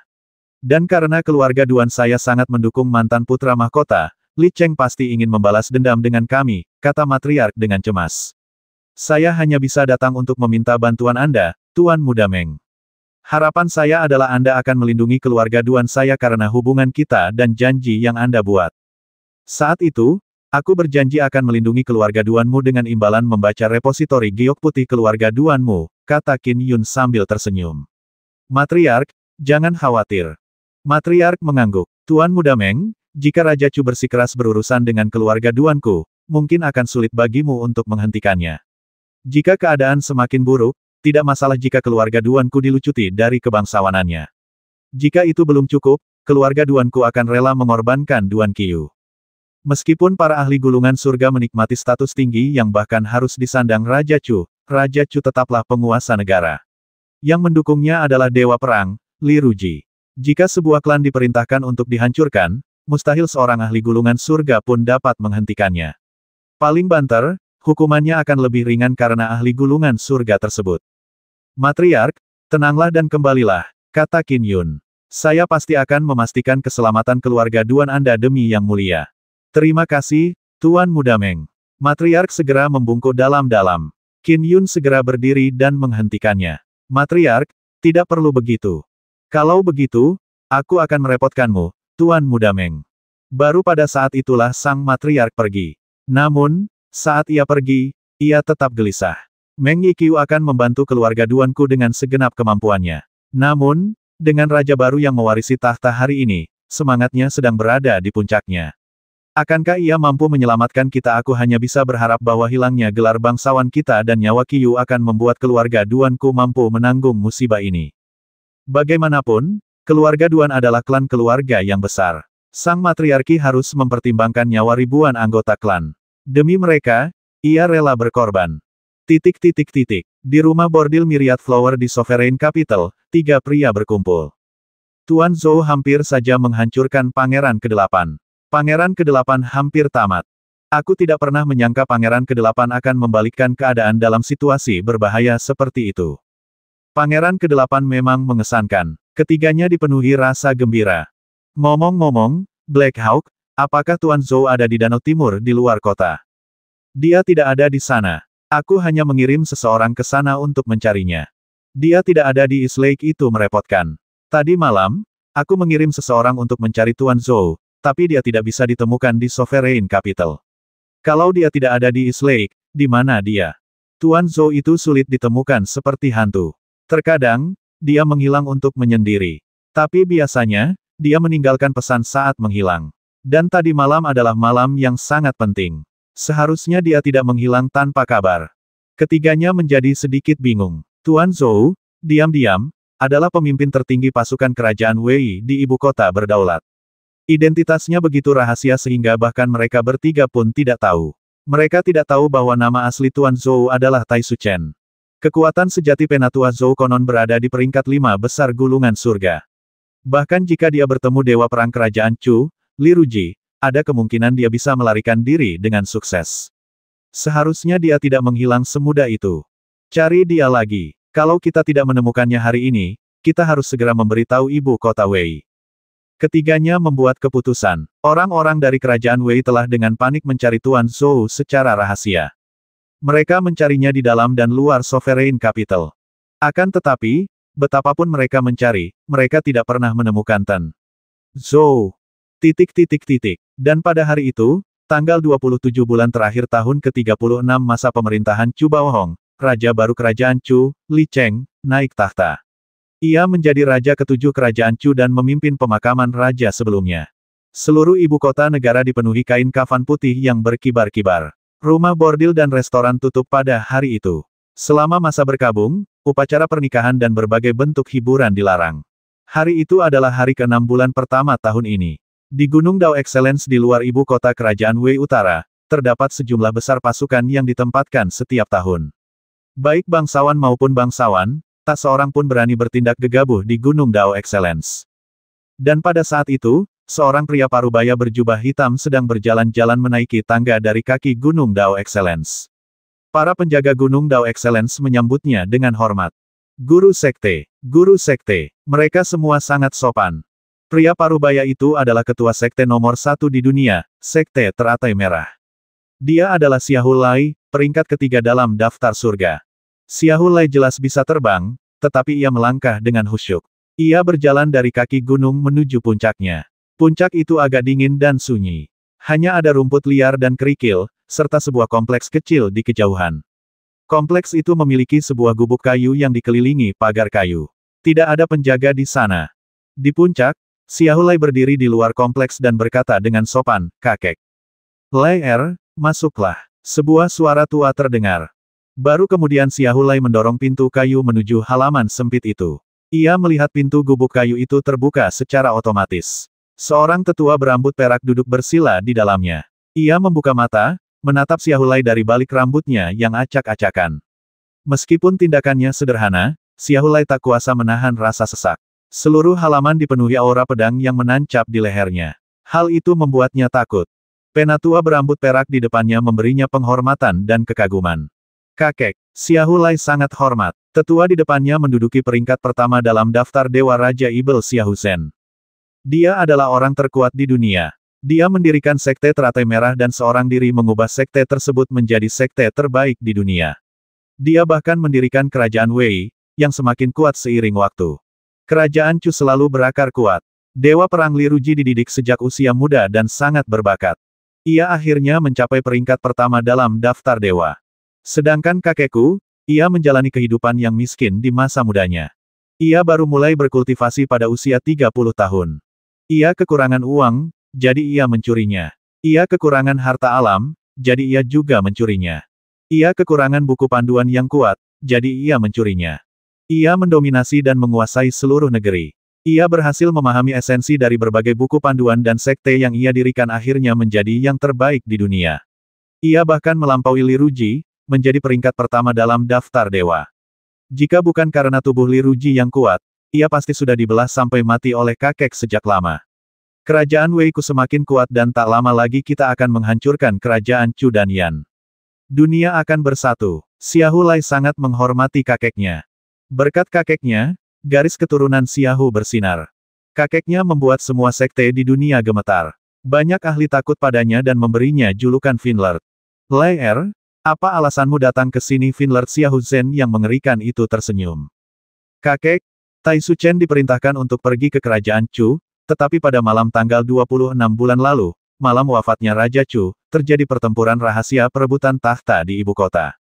Namun, Tai Su Chen menghilang malam itu," kata Xiaolai segera. "Orang-orang di ibu kota telah berusaha sekuat tenaga untuk mencarinya, tetapi ia tidak ditemukan. Satu-satunya hal yang dapat kami konfirmasi adalah, tidak jauh dari kediaman Tai Su Chen, terjadi perkelahian. Dinding halaman di sekitarnya retak dan runtuh akibat perkelahian itu. Inilah satu-satunya yang ditemukan, yang tampaknya merupakan medan pertempuran Tai Su Chen." Menghilang tanggal 26 bulan lalu tetua berambut perak itu mengerutkan kening dan berkata, "Sudah tanggal 6. Sudah sekitar 10 hari. Ya, sudah 10 hari. Kalau dia masih hidup, kita belum melihatnya. Kalau dia sudah mati, mayatnya juga tidak ada," kata Xiaolai cemas.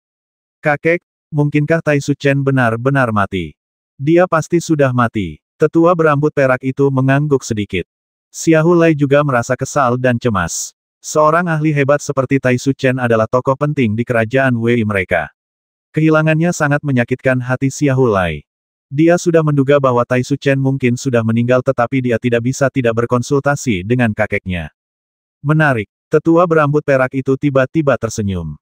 Tai Su Chen menciptakan Skyhawk Nine Swords, sebuah teknik terbang yang sangat ampuh untuk melarikan diri. Bahkan jika Li Ruji sendiri yang beraksi, hanya ada kemungkinan 10 hingga 20% dia bisa menghentikan Tai Su Chen melarikan diri. Menurut perhitungan awal saya, bahkan jika dia mati di tangan Li Ruji, Tai Su Chen akan mampu melawan sekuat tenaga, menimbulkan kerusakan di daerah sekitarnya. Dengan ibu kota yang begitu padat, kerusakan tambahan akan menyebar hingga 1 kilometer, menyebabkan kematian yang tak terhitung jumlahnya. Berita seperti itu pasti sudah diketahui semua orang. "Lai apa kau bilang kita hanya tahu ada perkelahian tak jauh dari kediaman Tai Su Chen?" "Ya, perkelahian itu tidak menimbulkan keributan besar. Warga pun tidak terganggu," jawab Xiaolai. "Menarik, sangat menarik," kata tetua berambut perak itu sambil tersenyum. Dari kelihatannya, Li Ruji telah membuat terobosan baru dalam hal kekuatan. Jauh melebihi ekspektasiku. Itulah satu-satunya cara dia bisa membasmi Tai Su Chen dengan cepat tanpa menimbulkan keributan. Kekuatan Li Ruji meningkat pesat. Xiahou Lai terkejut. Kakek, apakah itu benar?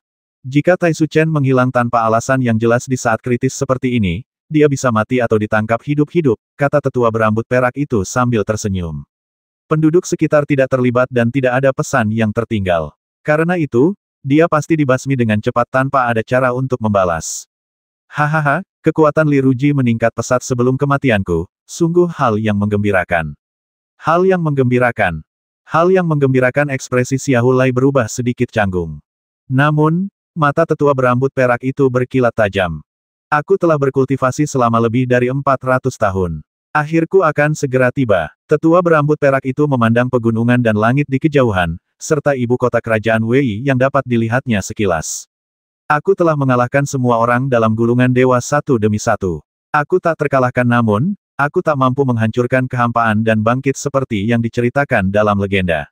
Aku tak mau menerimanya. Sungguh tak mau. Aku sungguh ingin menghancurkan kehampaan dan melihat apa yang ada di balik batas-batas itu. Aku ingin melihat kemana aku akan naik setelah kenaikanku. Sungguh menggembirakan bahwa kekuatan Li Ruji telah meningkat pesat. Akhirnya aku menemukan tandingannya. Lawan yang kuat mungkin akan membuatku akhirnya menghancurkan kehampaan dan bangkit sebelum ajalku tiba. Mata tetua berambut perak itu membara. Setelah aku menguasai tubuh ibel hitam kuno, aku bisa pergi ke ibu kota kedaulatan. Di sana, aku akan melawan Li Ruji. Saat waktunya tiba, aku juga akan mengolah formula tubuh yang memungkinkanku bertarung dengannya. Salah satu dari kita akan hidup dan salah satu dari kita akan mati. Kakek, kekuatanmu jauh di atas Li Ruji. Dia berhasil selamat dari pertarunganmu sebelumnya hanya karena tubuhnya, kata Xiahou Lai segera. Kalau kekuatannya meningkat pesat, dia pasti jadi ancaman bagiku, kata tetua berambut perak itu. Kalau tidak ada ancaman, penguasaanku atas tubuh ibel hitam kuno akan memperbaiki kekuranganku sebelumnya. Aku bisa membasminya sambil lalu. Xiahou Lai juga mulai mengantisipasinya. Kakek, kapan kau akan menguasai tubuh ibel hitam kuno? Tidak akan lama, jawab tetua berambut perak itu. Aku pasti akan menguasainya dalam beberapa tahun. Setelah Li Ruji mati, kehancuran kerajaan Chu akan segera menyusul. Xiahou Lai menjadi bersemangat. Li Ruji, mata tetua berambut perak itu penuh harap. Kuharap kau tidak mengecewakanku saat waktunya tiba. Pada sore hari pada hari ke-6 bulan pertama tahun ini di ibu kota negara. Sebuah kereta yang dikelilingi oleh banyak penjaga tiba di luar rumah Qin Yun. Berhenti. Para murid sekte pedang Gunung Zhou di pintu masuk segera menghentikan mereka. Kurang ajar, teriak para pengawal di samping kereta itu segera. Kereta kuda itu berhenti. Tirai kereta kuda terbuka. Di dalamnya ada seorang pria berjubah kuning. Ia tersenyum kepada murid sekte pedang Gunung Zhou dan berkata, beritahu tetua Meng bahwa Li Cheng ada di sini untuk menemuinya. Li Cheng kedua murid sekte pedang Gunung Zhou bingung. Siapakah dia? Mereka belum pernah mendengar tentangnya. Tetua mereka bukanlah seseorang yang bisa ditemui siapapun. Apakah kalian buta? Dia putra langit kerajaan Chu kita. Seorang kasim tua menatap mereka dan menegur mereka. Putra surga kerajaan Chu. Kedua murid itu melompat ketakutan. Serius namun, mustahil ada yang berani datang ke kediaman tetua mereka dengan berpura-pura menjadi Raja Chu. Saya akan menyampaikan pesannya. Seorang murid segera bergegas masuk ke dalam istana. Di dalam rumah besar, kenapa kau panik? Dongwan tak kuasa menahan diri untuk memarahinya ketika melihat murid itu berlari begitu cepat. Paman guru, Raja Chu ada di sini, kata murid itu segera. Dia ada di luar. Rupanya, dia ingin bertemu tetua Meng. Raja Chu. Dongwan terkejut. Yang mulia tidak langsung masuk. Sebagai raja kerajaan Chu, jika dia pergi ke suatu rumah, pemilik rumah itu kemungkinan besar sudah menunggu kedatangannya. Kenapa dia baru menyampaikan pesan setelah dia tiba? 280.